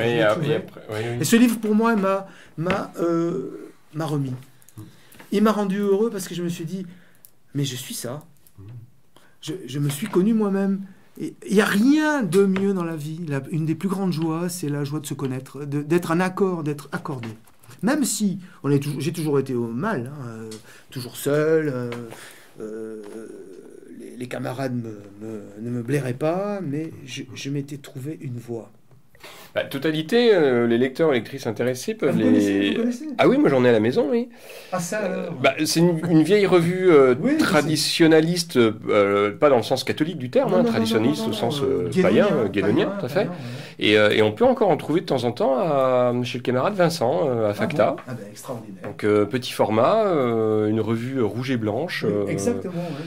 Qui ressemblait à nos propres revue de la Ligue, qui était toute rouge. Donc je l'ai pris, je l'ai feuilleté. Et j'ai été étonné. Très ouvert sur l'hindouisme aussi, par le biais c'est eux qui m'ont fait connaître Éléments. Oui, parce que c'est ce courant-là, c'est Pardès, c'est les éditions Pardès aussi. C'est l'époque du premier Élément. Je crois que j'ai chez moi encore tous les numéros du numéro 1 jusqu'au numéro. Je parle de l'Élément de l'époque. Oui. Je ne parle pas de l'Élément où on voit le gros Onfray en couverture. Celui-là, je ne l'achète pas. Vous voyez, la nouvelle formule 96 pages d'Éléments quand même. Non, Onfray, non, c'est pas possible. Ça va pas couleur. Être possible. C'est vrai. Et couleur, tout couleur. Il n'y a que 3 pages sur lui. Mais je rebondis malgré tout. Je rebondis sur ce que vous avez dit tout à l'heure, Félix, en parlant de renégat. Moi, vous auriez utilisé le terme d'apostat, ça m'aurait pas surpris parce que comment est-ce que vous faisiez à l'époque? Et c'est peut-être que vous allez faire des sauts de puce, vous allez peut-être bondir en m'agonisant. Mais carrément. Ce qui a été quand même reproché beaucoup, en tout cas ce qui a été renvoyé sur le marxisme et le marxisme-léninisme, ça a été de dire c'est un courant messianique. Il y a du messianisme dans ce courant politique. Et donc messianisme, religion, donc c'est pour ça que j'utilise le terme d'apostat. Ça, est-ce que c'est quelque chose avec lequel vous êtes d'accord, ou est-ce que, et si oui, du coup, est-ce que vous en aviez conscience à l'époque, ou est-ce que c'est quelque chose auquel vous déniez toute réalité? Je vais faire une double réponse. J'ai conscience que c'est une mystique. Pour moi, c'était une mystique. Mais justement, c'est tout sauf un messianisme. Mais je ne vous reproche pas de non, mais je ne dis pas que je le pense. Je dis globalement, généralement, c'est ce qu'on renvoie sur... Le vrai marxisme n'est pas un messianisme. C'est ce que disent tous les gens qui n'ont finalement pas travaillé le marxisme, c'est qu'ils ne le connaissent pas. Il n'y a rien de messianique dans le... Il faut pas confondre Marx, qui dirige la Première Internationale. Donc, il ne va pas dire aux ouvriers des trucs... théorique, pessimiste. D'ailleurs, il n'a rien de pessimiste. Il est certain de la victoire du prolétariat. Il en est certain parce que les données du problème lui paraissent... Mais il écrit quand même, comme je vous l'ai dit, en début du manifeste, que c'est pas donné. Il y a pour le marxisme, c'est une science. Il dit pas... Ce qu'il y a, c'est que dans la construction de la Première Internationale et on peut dire quand même que la montée en puissance de la classe ouvrière était une réalité. Donc, il ne pouvait pas faire autre chose que, évidemment, de l'encourager. Donc, il y a des textes qui paraissent messianiques, mais fondamentalement, le marxisme, lorsqu'il cesse d'être une idéologie ou une doctrine, n'a absolument rien de messianique. Mais absolument pas. Parce qu'il ne s'appuie pas sur une sorte de fatalité. C'est-à-dire, il n'annonce pas une parousie. Ça, c'est Onfray qui va nous sortir ça. Quand Onfray va nous faire un Marx, ce sera encore plus pénible qu'un Freud. Parce que, oui, mais bien sûr, attendez. Il est incapable de penser. C'est le philosophe d'Éléments. Il n'est pas d'Éléments, le philosophe. Bientôt. Non, Félix. Il est en couverture du dernier numéro d'Éléments. Penseur féministe. C'est tout. De profil. Moi, j'ai cru c'était pour montrer qu'il était enceinte, mais qu'il était de profil. Mais on non, a pas dit du tout. pas le physique, Jean-Louis. Donc apostat, oui. Par rapport à moi-même, oui, parce que j'étais dans une mystique, comme Peggy. Je ne sais pas si vous connaissez la pensée de Peggy. Si, on a fait une émission sur Peggy. La mystique qui se dégrade en politique. Moi, là, c'est maintenant que je le dis, je n'avais pas conscience que j'étais une sorte de... Mais si, parce que, comme je vous ai dit, j'ai ressenti un sentiment presque extatique, une sorte de révélation cosmique, en gros, de quelque chose de plus grand que moi, auquel j'ai voulu m'adhérer. L'adhésion, au départ, elle est très existentielle et très mystique. Mais ensuite, je découvre la classe ouvrière, et je découvre après, comme dit Goethe, au commencement est l'action. Moi, je ne suis pas rentré parce que je connaissais le marxisme, je ne connaissais rien du tout. J'étais un petit tannard. Je suis rentré au Cercle Rouge parce qu'il y avait une gonzesse au Cercle Rouge, et oui, dont j'étais amoureux. Et voilà, je voulais être dans le même truc, et que l'ORA, l'organisation révolutionnaire anarchiste à laquelle j'appartenais, avait éclaté. Et le patron de la ligue locale nous draguait, parce qu'il voulait des petits lycéens. Non, et les choses commencent comme ça, et puis on finit par lire, on finit par connaître. Et ma rencontre avec la classe ouvrière, ça a été une rencontre bouleversante. Je vais vous donner un exemple. Je travaillais dans une chocolaterie l'été, ça c'est mon côté abnégation. C'était Charlie. Charlie, chocolaterie. Non, bon, oui, fallait la faire. Et là on fait les 3-8. Et quand je commence à 5h le matin, on commence à 5h le matin, il y a une pause vers 10h, 11h, je sais plus. Et moi, j'avais pas amené de casse-croûte. Et ben, les deux ouvrières avec qui je travaillais à la chaîne, elle casse son pain en deux, elle me le tend. Lors même que les conversations, elles étaient d'un apolitisme, d'un niveau qui aurait pu décevoir. Mais j'ai trouvé ça très beau. Mais est-ce que ça, c'est pas simplement un geste c'est beau. Humain? Oui, non, mais ils n'ont rien, ils sont si pauvres. Et non, j'aime les simples, j'aime les gens qui sont pas vaniteux. Ah oui, mais ça, on est bien d'accord, par contre. Ils sont cons, parfois, les prolos, mais comme tout le monde, je veux dire, ce sont des hommes, donc les hommes sont cons. Donc, c'est un syllogisme. Bon, moi, j'ai quand même envie de savoir à quel moment vous écrivez, Félix. Ah, mais à cette époque, très tard. j'ai écrit... Non, j'ai toujours écrit de la poésie. Je suis poète constamment. Vous êtes un poète dans l'âme. J'ai toujours écrit de la poésie. Ça me prenait, parfois. Une musique comme ça me sortait, alors... ça sort d'une façon imparfaite, informe, comme dit Rimbaud. Et après, je passe quelques jours à peaufiner, comme ça, à donner forme. Donc, j'ai quelques recueils de poèmes. Certains, je les ai publiés à compte d'auteur plus tard, beaucoup plus tard, après, j'ai eu 30 ans, tout ça. C'est tout ce que j'écris. Franchement, c'est Internet qui m'a révélé le côté pamphlétaire. Ouais. Mais je ne suis pas un romancier. Je ne me considère pas comme un écrivain. Je me considère comme un pamphlétaire poète. Ou un ex-poète. Je ne sais plus si je suis encore poète. Parce que ça passe avec l'âge. Ouais, aujourd'hui, vous écrivez quand même plus de... Non, j'écris toujours la poésie. Ouais, mais par exemple, nous, c'est vrai que sur... Il y en a, je truffe mes trucs de poésie. Ouais. Mais la poésie, c'est pas uniquement les lignes inégales. Oui. C'est une manière aussi... Là-dessus, Stendhal détesterait la manière dont j'écris, c'est sûr. C'est la prose poétique, souvent. Mais je crois quand même essayer de trouver une certaine vigueur, mais bon, peut-être que je n'y réussis pas. Ça, c'est la critique littéraire, je ne me défendrai pas. Non, parce que la critique littéraire est libre, et nul plus que moi n'est partisan de la République des lettres, de la défunte République des lettres. Donc, non, je pense qu'on a le droit de dire que j'écris comme un con, je m'en fous. Non, moi je dirais pas ça. Par contre, dans ces CCP, effectivement, là, j'en ai une petite sous les yeux, là, le Zigail et la mamie. Une sacrée fable. Rien que le titre m'a interpellé sérieusement. J'ai fait oui, c'est le Zigail et la mamie. Ouais, d'accord. Ouais, c'est ça. Non, mais ça, c'est un pastiche. Ouais, c'est une. Non, c'est pas un pastiche. C'est une fable. C'est une fable. Mais purement pamphlétaire, celle-là. C'est ça. Je ne pense pas qu'il y ait volonté de dire que ça, c'est de la poésie. Non, mais Mais il y a rime. Bah oui. Et c'est ça qui est marrant, je trouve. Tu trouves pas ça drôle? Ah, si, moi, je me suis marré. Moi, je me marre en l'écrivant. Non, mais Soyez francs, je me marre en écrivant ça. Hein. C'est vrai? Ouais, passez les mots. Ah, mais j'ai pas mes lunettes. Il peut nous le lire, monsieur Gérard. J'ai perdu là. Non, parce que je trouve qu'il y a des trucs. Non, bah, c'est vrai parce que j'ai beaucoup lu de critiques de ce que je fais. Ouais, je l'ai. Et on me reproche. Peu de gens savent, je pense, savent que je peux me marrer en écrivant certaines choses. Ah, moi là, j'ai ri quand même parce que J'espère.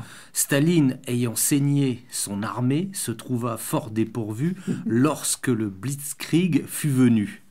Bon, rien que ça C'est m'a très déjà drôle, fait non marrer, moi. Ouais, bah, bravo, merci de vous marrer. Mais non, mais sérieux, ça, vous c'était. comprenez, moi aussi. je me J'ai suis trouvé marré, ça ouais. excellent. Continue. Alors, il l'avait fort clairsemé, la fine fleur de cette armée, lors de carnages exquis. Adieu, et alors là, Ça, c'est les grands dieux, non Adieu. Tchoukassevski. Ouais, merci. Et quelques 30 000 officiers exterminés par cet homme d'acier. Puis, il conçut pour l'hiver un pacte avec Hitler. Il y croyait dur comme fer à son pacte avec l'enfer, label qu'il convient de décerner à ce régime honni du nez. Le chancelier n'est pas bon prince, c'est là son moindre défaut. Il pouvait vous serrer la pince, puis vous livrer à l'échafaud. Bon, Oui, m'arrête là, merci, mais merci cela beaucoup, étant, merci beaucoup, merci beaucoup. C'est très bien lu, je vous moi, remercie. voilà, Merci, c'est pour merci. ça que Ça me fait plaisir. là, je On voit que c'est drôle, non bah oui. Alors moi, c'est le Non, parce que début je qui suis m'a vraiment fait marrer. réellement un incompris dans ce que je fais. Ça, C'est vrai. Mais ouais. moi, j'ai trouvé ça truculent, plein de jeux de Mais mots, bien plein sûr, de. bien sûr, c'est ce que j'essaie de Je parle faire. de CCCP et autres chutes bien de sûr. Félix Niche Bien sûr. aux Parce éditions que plus on est Contre-Culture. désespéré, plus on est pessimiste, plus on a envie de Vous êtes un pessimiste? Bah, fondamentalement, oui. Parce que vous croyez à une issue. Ouais. Peut-être, je sais pas. Il y en aura une. Oui, non, voilà, c'est ça. Oui, c'est vrai. Moi, je dis, Alors, il y aura merci une issue. de reprendre la sottise de ma question. Tout s'arrange toujours, hein, en bien ou en mal, Ouais, mais ouais. tout s'arrange toujours. Voilà, le pessimisme, c'est d'ailleurs pas ça. Non. C'est d'ailleurs pas ça. Mais je serais plutôt de ce côté-là. Je suis très évolien. Je pense que ces conclusions, notamment celles qu'il tire dans Chevaucher le tigre, on est quand même dans l'âge sombre. Et je vois pas comment on pourrait... En tout cas, ce que je voudrais dire, c'est que pour moi, il y a des irrémédiables, il y a des choses qui ne s'inverseront pas. C'est pour ça que je dis entropie. Hein. C'est pas du tout pour faire pédant. C'est parce que l'entropie, vous savez, hein, on peut pas revenir en arrière. On peut pas revenir avec la flèche du temps. Hein. On peut pas. Une fois qu'on a mélangé le café au lait, il n'y a aucun procédé chimique pour refaire les deux verres purs. Bon, ça c'est comme ça. Même, par exemple, je parlais de la question féminine ou de l'immigration, ce sont des données on ne pourra pas refaire hein, des femmes de l'ancien temps, d'ailleurs, qui le voudraient, hein, et on ne pourra pas faire que certaines choses n'aient pas été. Il y a des irrémédiables, et visiblement, ces irrémédiables, ils vont dans le sens exactement le contraire de ce qu'ils nous disent, ce qu'ils le font, c'est-à-dire ils parlent par exemple de diversité, lors même qu'ils créent la plus noire uniformité, hein. C'est curieux d'ailleurs, vous avez remarqué. La plus grise des uniformes. Oui, parce que vous tenez à être précis. Non, mais c'est important parce que c'est vrai que ce concept du je prends des blancs, je prends des noirs, je mélange tout le monde et j'ai des pousseurs de caddie, je le résume effectivement à cette couleur grise en fait. Oui, et c'est une négation des différences, négation des tons, absolument, et finalement absolument. une seule et même. Absolument. Et c'est un drame pour moi. Et c'est absolument un drame, mais pour moi aussi à deux niveaux, en tant que poète, et enfin en tant qu'homme sensible et en tant que quelqu'un qui réfléchit. Parce que je pense quand même il y a un minimum d'intelligence moyenne à avoir. Bon sang, la diversité, le goût de la différence, mais c'est lorsque justement on veut que les races, entre guillemets, s'exacerbent dans leur réussite. Ça ne veut pas dire qu'elles soient ennemies, hein. Quand on aime que les sexes cultivent leur dissemblance pour que nos rencontres deviennent exaltantes, justement. Hein. Mais c'est bien sûr, moi je suis ultra pour que les femmes soient heureuses, libres, heureuses et joyeuses, bien sûr. Je suis contre toute forme de ce qu'il faut le dire. Ouais, j'ai un peu honte de devoir le dire, mais je connais la mentalité contemporaine. Je suis contre toute forme d'oppression. Hein. Non, c'est vrai, mais dit. il faut le dire. Hein, au contraire, moi je suis très pour que les femmes soient heureuses. Je pense que on avait trouvé une sorte d'apex en France avec les années 50. La manière dont elles s'habillaient, Brigitte Bardot, l'érotisme permanent dans les films, vous voyez, il y avait Je pense que tout a été renversé, tout a été saccagé. Parce que c'est l'interdit et la contrainte qui faisait ça. Ouais. C'est qu'à un moment, c'est l'interdit et la contrainte qui crée qui provoque la création. Ah, évidemment.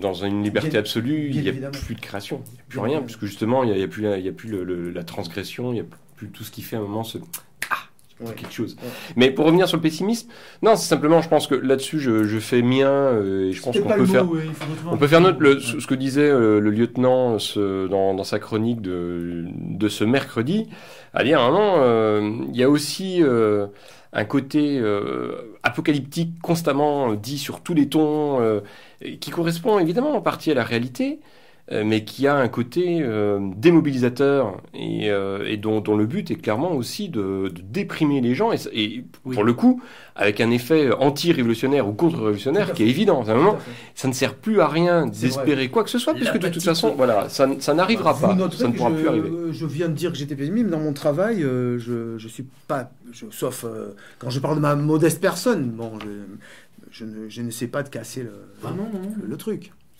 J'essaie de donner un petit peu de pêche. Ouais.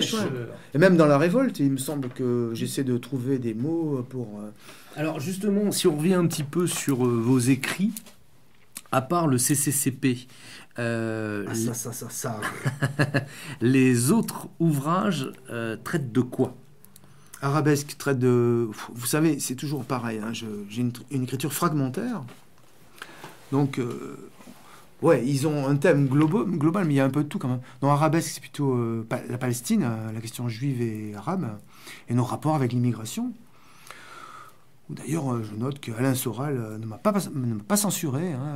Non, mais il a été... franchement, Alain, il a dit qu'on était métapolitique et transcourant, et il m'a laissé écrire ce que j'ai écrit, hein, en disant, je peux résumer, hein, que l'immigration, fin du XXe siècle, début du XXIe en Europe... est une singularité historique qui n'a strictement rien à voir avec la solidarité qu'on pourrait avoir avec, par exemple, les masses... vous voyez, je dis les masses, encore. Il y a des restes. Oui, les masses arabes des pays arabes. Mais je pense que c'est une singularité, l'immigration, une singularité... vous voyez, je suis un peu pitre, comme ça, sur les bords. Une singularité avec... Ça, c'est Jacques Duclos qui parlait comme ça. Il n'y a pas d'homosexuels dans la classe ouvrière, camarade. Je vous jure que je l'ai entendu. C'était beau. Ce parti communiste était très attachant. Il faut que les camarades qui nous écoutent sachent que dans ma jeunesse, on était anti-stalinien, mais on adorait le PCF, en fait. On se considérait comme des roquets. On voulait le faire aller plus à gauche. On théorisait, ce qui n'est pas du tout trotskiste en réalité, mais la Ligue, ça n'a jamais été vraiment trotskiste. Hein. C'était guévariste et putschiste. On théorisait l'idée que la bureaucratie qui dirigeait le PCF était réformiste, électoraliste, et qu'une grande partie prenait ses ordres à Moscou, et que Moscou voulait le statu quo. Donc on disait, nous, on va essayer de faire que le PC aille plus à gauche qu'il voudrait lui-même aller. Mais donc ça prouve notre amour pour le PCF. Moi, j'ai toujours aimé le PCF. Hein. J'allais dans ses fêtes. J'allais à la fête de l'UMA. J'ai vu, camarades, le SO-CGT foutre sur la gueule le Front des homosexuels d'Action révolutionnaire. Dieu me pardonne ces propos, mais rien n'était aussi hilarant. Ils ont même arraché les planches d'un chantier parce qu'ils trouvaient qu'ils n'avaient pas assez de matos pour les chasser. Oh, c'était il y a quelques bons mots quand même. On ne réveille pas le petit mot de Georges Ségui, donc dirigeant de la CGT en 70. On ne réveille pas la classe ouvrière à 6h du matin. Ah oui, excellent. Bon, des choses. C'est vrai qu'il y avait une... c'était des gens qui étaient charpentés. Oui. Voilà. Après, on peut débattre sur les... Mais ils étaient charpentés. Mais dedans, ils avaient aussi leur propre pourriture. Ils avaient leur Glucksmann et leur Weber. Il y avait les Fitterman et consorts qui... Je ne m'exprimerai pas sur des personnes... je vais citer Fitterman qui disait un jour j'aime pas Lénine. Après avoir cité Lénine, j'aime pas Lénine, mais c'est de lui. J'aime pas Lénine, alors qu'il était encore dirigeant du pays. J'aime pas Lénine. Mec, c'est des crapules, ces gens-là. C'était des crapules. C'était des gangsters. Félix, vous avez parlé d'Arabesque. Après Arabesque, qu'est-ce que vous avez écrit ? Après Arabesque, il y a eu... le premier, c'est Ex-France. Ex-France. Là, c'est plutôt des réécritures de mon blog. Ex-France, c'est un recueil de tout ce qui va mal, quoi, l'ex-France. Ex-France, arabesque en suivant, dont je vous ai parlé. Fragrance feminae, ce qui signifie en latin parfum de femme. C'est sur le féminisme. On y revient. Ah oui, mais là, j'en prépare un autre sur ce sujet quand même. D'accord. Je voudrais être compris sur cette question parce que je crois que c'est une question. Elle est fondamentale pour vous. Vous l'avez explicité tout à l'heure. Elle est fondamentale pour moi, pas seulement pour moi, elle l'a été pour Nietzsche. Il a bien dit que c'était un fondement, si je puis me permettre. Bravo Félix. De mettre les rieurs du mauvais côté. Non, mais je pense que c'est fondamental. Elle l'est pour Evola. Il montre bien qu'il reprend un peu la distinction aristotélicienne de la substance, qui est divisée entre la forme, qui est virile pour lui, qui est le principe viril, et la matière. Ça ne veut pas dire les hommes et les femmes, ce sont des principes, ce sont des polarités. Donc pour moi, effectivement, je pense qu'aujourd'hui, la soumission, l'absence de critique, le fait qu'on ait perdu le sens du ridicule, vient de cette submersion amazonienne, je dirais, pour pas dire féminine, parce que c'est pas féminin pour moi. C'est le féminisme, n'est-ce pas? Bon, Fragrance feminae. Ensuite, c'est quoi mes bouquins? Voilà, Félix. Je sais qu'il y en a 6, mais par contre, j'ai pas retenu les titres par cœur. Et ensuite, nous avons. Qu'est-ce que nous avons? Je suis fatigué, les gars, là. Et alors, moi, vous noterez quand même que moi, ça y est, j'ai repris du poil de la bête. Oui, je vois ça. Lorsque l'un se réveille, l'autre s'endort. Voilà, c'est ça. Et c'est vases communicants. Non. Donc on a dit arabesque, Fragrance feminae sur le féminisme. CCCP, c'est le dernier. Ça, c'est le dernier. Donc là, vous pouvez en parler puisque celui-là, vous l'avez lu. Avant lui, il y a eu. Ah oui. Ben bien sûr. Quand même. Comment l'oublierais-je? Mon recueil de poésie. Enfin. Voilà. Des poèmes tirés de tous mes recueils que j'ai nommés Spleen and Strings pour faire verlénien. Là, il y a tout. Il y a des poèmes que j'ai... Ah, une faute que j'ai commise en publiant ce recueil, j'ai pas mis les dates en bas des poèmes parce qu'il y a des trucs, par exemple, genre Boulevard des filles du calvaire, cerné de croupes trémulantes, etc. On va se demander, mais qu'est-ce qui lui prend? Mais j'ai oublié de dire que je l'avais écrit en 1994 ou 95. Dès l'apparition du string, des fesses à l'air, et concomitant d'ailleurs avec le portable et les merdes de chiens. Non, c'était avant les merdes de chiens. Ah non, ouais, mais là il y a eu Quelle date 95, 96. Le cheval de bataille chiracien par excellence là, dans la ville de Paris, quand même, patoche messieurs. dans la merde, les filles, on peut plus les draguer le téléphone à leur doudou, et en plus elles montrent leurs fesses. Donc il y a une concomitance de 3 fléaux là, qui m'a dicté le titre de mon recueil. Et alors, mon cher Félix, je dois le dire aux auditeurs, Jean-Louis, je vous le dis aussi, oui, Jean-Louis est toujours inquiet quand je prends la parole comme ça, il se dit, qu'est-ce qu'il va encore sortir? Non, eh bien, Félix vit sans téléphone portable, messieurs, dames. Je n'ai jamais eu. C'est terrible, ça. Mais résultat, j'ai plus d'amis, puisque je ne peux plus avoir un rendez-vous, puisque maintenant, les types disent « Ouais, on se retrouve à quelle heure? À telle heure ?» Ils disent un vague endroit, mais ils comptent bien vous rappeler. C'est ça. Du coup, je trouve plus personne. Ce qui me permet d'une solitude tout à fait propice à l'écriture. En même temps, vous avez réussi à atteindre la cave de Méridien Oui, Zéro. bah alors... alors, mon cher Jean-Louis, vous avez loupé ça, mais... Ça mériterait une émission entière. C'est ça. Disons que ça fait 1 heure que je erre comme une âme en peine. Lorsqu'un brave prolétaire arabe m'a prêté son portable et a appelé au moins 10 fois vos portables respectifs, avec une insistance que je ne lui demandais pas. C'est vrai. Lorsqu'on a fini par se trouver, donc ça a été terrible. Épique, dirais-je. Ces livres, ils sont édités par Contre-Culture, ça amène inévitablement quand même... Un mot, mais très court, sur les portables. Oui. J'ai horreur, je ne supporte pas d'être connecté. Je trouve que le portable, c'est une servitude. On est joignable. On n'a pas à être joignable. On n'a pas à être joignable. Il y avait un monde avant le portable. Il y avait des téléphones, il y avait des lettres. Je hais l'idée d'être joignable à tout instant. C'est en cela qu'on est dans une voiture qui va de plus en plus... Enfin, où vraiment, c'est pied au plancher. Parce qu'en effet, c'était il y a 10 ans. Il y a même pas... Ouais, peut-être même pas 10 ans, et c'est oublié. Mais donc ces livres, ils ont été édités par Contre-Culture. Bon, c'est pas grave si ça vous revient. Si. Comment s'est fait la rencontre? Comment globalement, alors, la question. Vous sortez donc dans les années 70, vous sortez du mouvement révolutionnaire d'extrême gauche, on va dire. Donc vous continuez à écrire, etc. Qu'est-ce qui a fait que la poésie, la poésie. Qu'est-ce qui a fait que vous vous êtes retrouvé à Contre-Culture et dans le mouvement soralien au sens très large? Que je suis fasciste, non, c'est ça. Pourquoi je suis fasciste aujourd'hui? C'est ça, vous voulez me demander? Pas forcément. Non, parce que... Après, vous définissez comme vous voulez. Oui, voilà, c'est ça. C'est vrai que j'associerais pas le mouvement soralien au fascisme. Aimable. Non, c'est pas le terme que j'aurais employé non plus. Non. Enfin, pas le qualificatif. Mais cela étant, ce qui nous interpelle, c'est de savoir effectivement comment vous arrivez sur la planète, comment vous atterrissez sur la planète Soral. Oui, mais là, c'est un processus. Je veux dire, justement. Alors, c'est pour ça on peut pas sauter à pieds joints parce que quand même, il y a juste un bloc de 35 ans qui se passe dans lesquels j'ai vécu. Donc, il y a une maturation, il y a eu un changement. Enfin. Voilà. Mais il y a un moment, il y a une découverte des écrits de Soral. Pour Soral précisément, vous voulez dire, parce que moi je quitte les Pyrénées-Atlantiques en 82, donc en 83 je viens habiter à Paris. Donc, Paris déjà c'est une révélation. L'immigration, la violence des rapports. Non, l'immigration je découvre, je savais pas moi que c'était à ce point. Et encore nous sommes en 82. Et puis j'arrive avec puis il y a aussi le régime Mitterrand. SOS Racisme, les grands spectacles avec les échafaudages, le fait que j'étais un don Juan impénitent parce que j'avais des années de drague à rattraper, n'est-ce pas?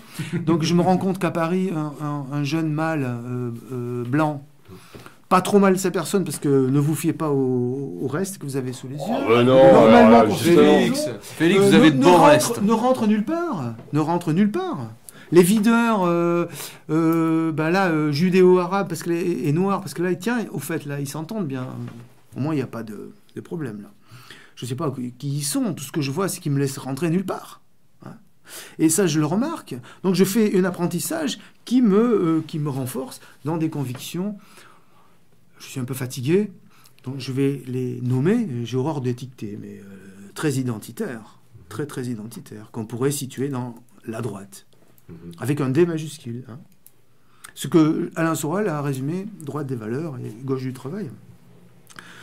Donc Soral, moi je ne le connais pas, c'est une ex à moi qui l'a vu à la télévision et qui m'avait dit « Ah, il me fait penser à toi parce qu'il y va bille en tête contre les féministes. » Vraiment, parce que je m'étais attiré cette réputation de dire franchement « Mais non, c'est pas vrai ce que tu dis, que les femmes gagnent moins que les hommes. » tout ça. Enfin, et lui aussi, bon.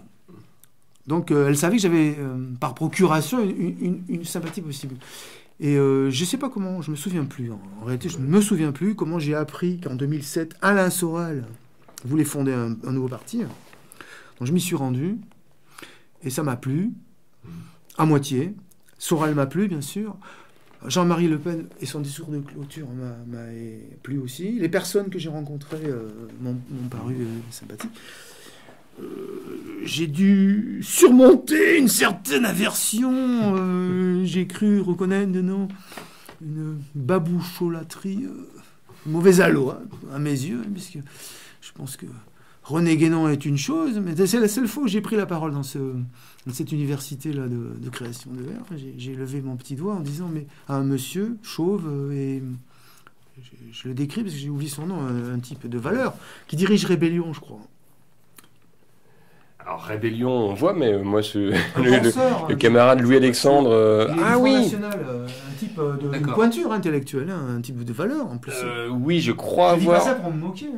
Non, mais je crois voir qui il est, mais le nom m'échappe. Enfin, parce que nous, les seuls camarades de Rébellion qu'on connaît, réellement, physiquement, ils ont encore tous leurs cheveux. Hein. Oui, bonjour, Louis-Alexandre. Non, mais je parle pas des jeunes. Je parle d'un type qui, en tout cas, avait l'air de les connaître bien. Oui. Un homme de valeur, d'envergure, hein, je veux dire, mais qui nous a fait un speech sur l'islam. On aurait pu croire que l'islam, c'était la résistance au monde moderne. Je lui ai juste demandé si il était bien certain de ce qu'il disait, parce qu'une chose est de lire Guénon, Et une autre est de voir que l'impérialisme américain s'est appuyé au Kosovo, en Afghanistan, et par l'immigration, donc s'appuie sur l'islam. La Turquie. La Turquie. Il m'a dit, je sais pas, il m'a répondu en disant que non, c'est moi qui me trompais, qu'il y avait là une résistance au monde moderne. Ah, ça, c'est un vrai problème, hein, parce qu'en effet, je pense qu'il y a un certain nombre de gens dans cette grande mouvance où nous avons notre petite place. Voilà. Il y a des gens qui, en effet, sont convaincus de ça, du fait que l'islam soit en effet un allié potentiel, une capacité de résistance au capitalisme. Daesh et tout ça, c'est l'allié. On me dira, il y a l'Iran, il y a la République islamique d'Iran, donc, et le Hezbollah, qui sont vraiment deux, et essentiellement le Hezbollah, un clou de la résistance, avec qui j'ai la plus grande admiration et sympathie politique. Mais c'est pas parce qu'ils sont d'islam qu'ils sont comme ça. C'est parce qu'ils sont le Hezbollah. Oui. Parce que ils n'entrent pas là, dans ces propos de fin d'émission, de dire du mal de l'islam, par contre. Je ne suis pas un connard de Charlie Hebdo. Je respecte les religions, toutes les religions, dans la mesure où je pense qu'elles expriment le génie d'un peuple. L'islam, pour moi, c'est les Arabes tels qu'ils se parlent à eux-mêmes d'une manière hypostasiée. Je ne sais pas si le mot hypostasié convient, là. Ça fait...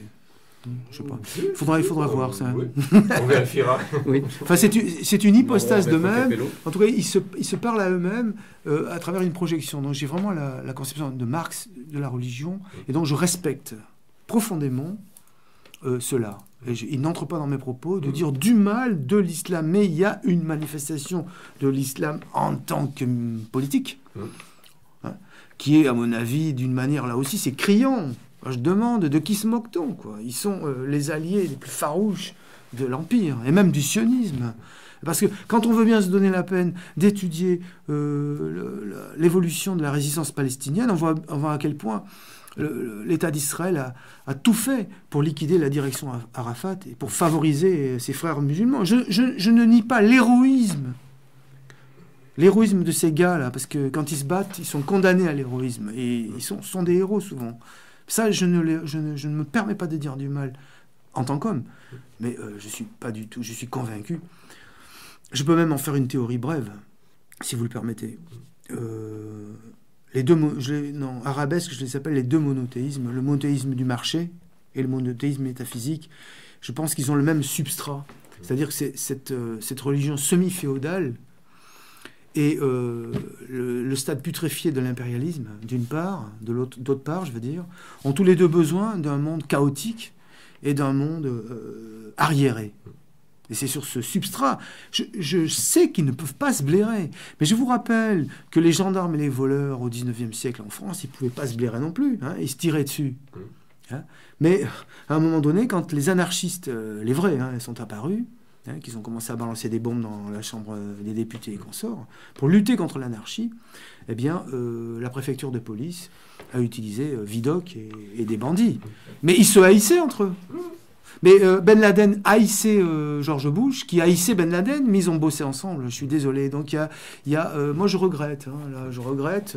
Mais attention, je regrette rien, parce qu'on est métapolitique et transcourant. Moi, Soral et ER me laissent dire ça, la preuve, hein, sans m'emmerder. Moi, je ne demande pas qu'on m'écoute. Je suis toujours fraternel avec les camarades arabes qui tendraient notre main, parce que je ne suis pas non plus dans l'invective Jean-François de Souche en disant tous ces sales grilles, tout ça, ils sont des merdes ontologiques. Moi, je ne le pense pas. Je ne le pense pas. Mais je pense que l'immigration, premièrement, est une des plus épouvantables catastrophes qui nous soit arrivées. Et deuxièmement, que l'islam n'a pas sa place en terre européenne. Juste une petite parenthèse pour revenir sur le Proche-Orient. Ça, sur ce que vous disiez, hein, sur les liens, on peut prendre n'importe quel livre de Georges Corme, par exemple, où il, à la fois historien d'origine libanaise, qui a très très bien montré la façon dont Israël, par exemple, a monté de toutes pièces par son soutien des mouvements islamistes, le Hamas par exemple, pour dynamiter la résistance palestinienne de façon générale. Et qu'en effet, tout ça, c'est aussi des créations. Pour revenir sur l'immigration en elle-même, je pense que de toute façon, là-dessus, sauf si Gérard mais on est globalement d'accord, évidemment. Après, de fait, on a, nous, à Méridien Zéro, des gens qu'on peut apprécier aussi. Je pense au camarade Fatala, qui est déjà venu ici, bien sûr. À Caïs, que nous saluons, qui est outre-Méditerranée. Bien sûr. Bon, donc là-dessus, on n'a en effet pas... Et toutes les leçons qui peuvent nous être données... Là aussi, vous disiez tout à l'heure d'oppression, de racisme. Le racisme est une invention. On peut dire l'invention du racisme. D'ailleurs, je suis étonné d'être le seul à avoir noté dans cet ouvrage SOS racisme. Je l'appelle volontairement. Qu'est-ce que ça veut dire SOS? Ça veut dire au secours. Au secours, racisme. Et quand on sait, non seulement ils se trahissent ils se trahissent en l'appelant comme ça, et quand on sait la naissance réelle de SOS Racisme, qui est née dans les bureaux de Bianco à l'Élysée, en 1983, et dont l'état-major, c'était l'Union des étudiants juifs de France, il faut quand même pas déconner. L'Union des étudiants juifs de France, qui aujourd'hui d'ailleurs encore combat pour qu'on criminalise toute critique d'Israël. C'est-à-dire que ce qui est horrible pour Israël, c'est-à-dire les Arabes, c'est bon pour nous. Il ne faut quand même pas déconner. Enfin, tout est lisible, tout est évident, tout est lumineux finalement. Alors, je ne peux pas comprendre qu'on puisse... je voulais dire que le racisme est une invention, une facticité. En réalité, on a fait venir des populations et on nous a dit « poussez-vous de là, qu'ils s'y mettent ». Et ils s'y sont mis. Et les dieux savent s'ils s'y sont mis. Mais ils auraient pu s'y mettre autrement. Moi, je ne criminalise pas ces populations qui sont arrivées. Elles ont été rendues comme ça par des états-majors genre SOS Racisme, par toute une propagande. Parce qu'on leur a dit, en gros, le discours est suivant, vous êtes là parce que vous y avez droit, vous avez reconstruit la France. Les Français vous ont colonisé. Ah oui, la belle affaire, ils ont multiplié leur population par 3 grâce à la colonisation. Il ne faut pas déconner. Je dis, tout ça, ce n'est pas sérieux. Le racisme, ça relève de la connerie humaine. Ou alors il y a quelque chose qui s'appelle le racialisme qui relève de la science. Mais le racisme, c'est une invention, une criminalisation d'un état d'autodéfense normal. Rappelez-vous, le PCF aussi l'a eu spontanément, etc. Donc il faut une unité à un peuple pour se battre. On l'a bien compris, je suis quand même resté à ER parce que moi je n'ai rien contre les Arabes. Pour la raison d'abord que mes meilleurs amis, quand j'étais dans les Pyrénées-Atlantiques, c'était 3 copains arabes. Hommage leur soit rendu, ils sont morts tous les 3 en combattant. Lassan, Shokib et Mustapha, c'était des amis très chers que j'ai eus quand j'avais 20 ans. Et donc pour moi, ils n'entrent pas dans mon idée de dire du mal du peuple arabe. Mais je dirais, pour ce qui arrive, comment peut-on faire croire des gens qui bouffent pas comme nous, ou nous ne bouffons pas comme eux, qui ne prient pas le même Dieu, qui n'ont pas les mêmes mœurs, qui n'habillent pas leurs femmes de la même manière, qui finalement ne se blairent pas, c'est une évidence, il suffit de prendre le métro.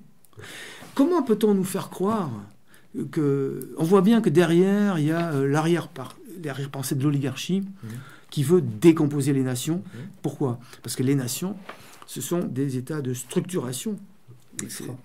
Ce sont des freins à la pénétration sans frein, justement, de leur marchandise. Et on retombe finalement sur ce que vous disiez tout à l'heure par rapport au féminisme. On a le même phénomène de création. C'est pareil. C'est pareil. Sully disait que les 2 mamelles de la France, c'était labourage et pâturage. Les deux mamelles idéologiques de l'oligarchie financière qui nous écrasent, c'est immigrationnisme et féminisme. Ça me paraît une belle conclusion. Une belle conclusion. Nous vous remercions de l'avoir. Voilà, exactement. Non, mais en effet, oui, je pense qu'on a... Combien a duré On a fait le tour. Alors, c'est quand même... ce n'est pas fini, parce qu'on a quand même quelques rendez-vous à annoncer. Le mois de novembre est chargé. Donc, amis auditeurs, auditrices, si vous êtes sur Paris, vous le savez, demain, dans la journée de samedi, Il y a le congrès des Nations européennes, donc avec les représentants de différents partis et pays. Le camarade Arnaud de Robert, il sera pour le mouvement d'action sociale, comme il l'avait été l'année dernière. C'est lui rendre hommage, hein, que de dire quand même que son discours l'année dernière avait été largement le plus applaudi, le plus suivi. Et donc on espère qu'il en sera de même cette année. La semaine suivante, un forum de la dissidence placé sous le patronage, c'est quand même assez... Alors là, pour le coup, c'est un petit peu de... Comment il s'appelle, Edward Snowden. C'est bon, c'est assez étonnant. Enfin, le patronage des trois personnages invoqués, ça fait un petit peu penser à un poème à la Prévert, mais le forum promet d'être passionnant. Sans doute, hein, il se tiendra là aussi à Paris, au Cap 15, donc dans le 15e arrondissement. Et enfin, le 29 novembre, à Rungis, comme d'habitude, la journée annuelle de Terre et Peuple, voilà, où nous serons sans doute présents, sous une forme ou sous une autre. Voilà, c'est ça. Gérard, vous voulez rajouter un mot ? Eh bien écoutez, non, si ce n'est remercier nos chers auditeurs de plus en plus nombreux, donc ça je pense que c'est important de le souligner, et puis remercier également tous les militants, les bénévoles qui s'occupent de travailler avec nous, et notamment notre ami Willy pour tout ce qui concerne les flyers des émissions. Voilà, je pense que... C'est beau. On peut le dire, ce sont des flyers de qualité, des affichettes. On n'a pas un cochonnet avec à mettre 100 balles dedans, mais en tous les cas, je pense que c'est vraiment du très très bon travail, et je tenais à le saluer et le remercier. Et nous ne pouvons qu'inviter les auditeurs et auditrices, hein, à se procurer les livres de Félix, donc à Contre-Culture. Jolie maquette, c'est bien fait comme d'habitude, hein, chez Contre-Culture, et donc voilà, et à chacun de se faire son idée de ce que vous écrivez. En tout cas, un grand merci d'être venu. Merci à vous. Et puis on espère bien vous revenir. Le défi est lancé, hein, sur une émission consacrée entièrement. Je suis plutôt fatigué.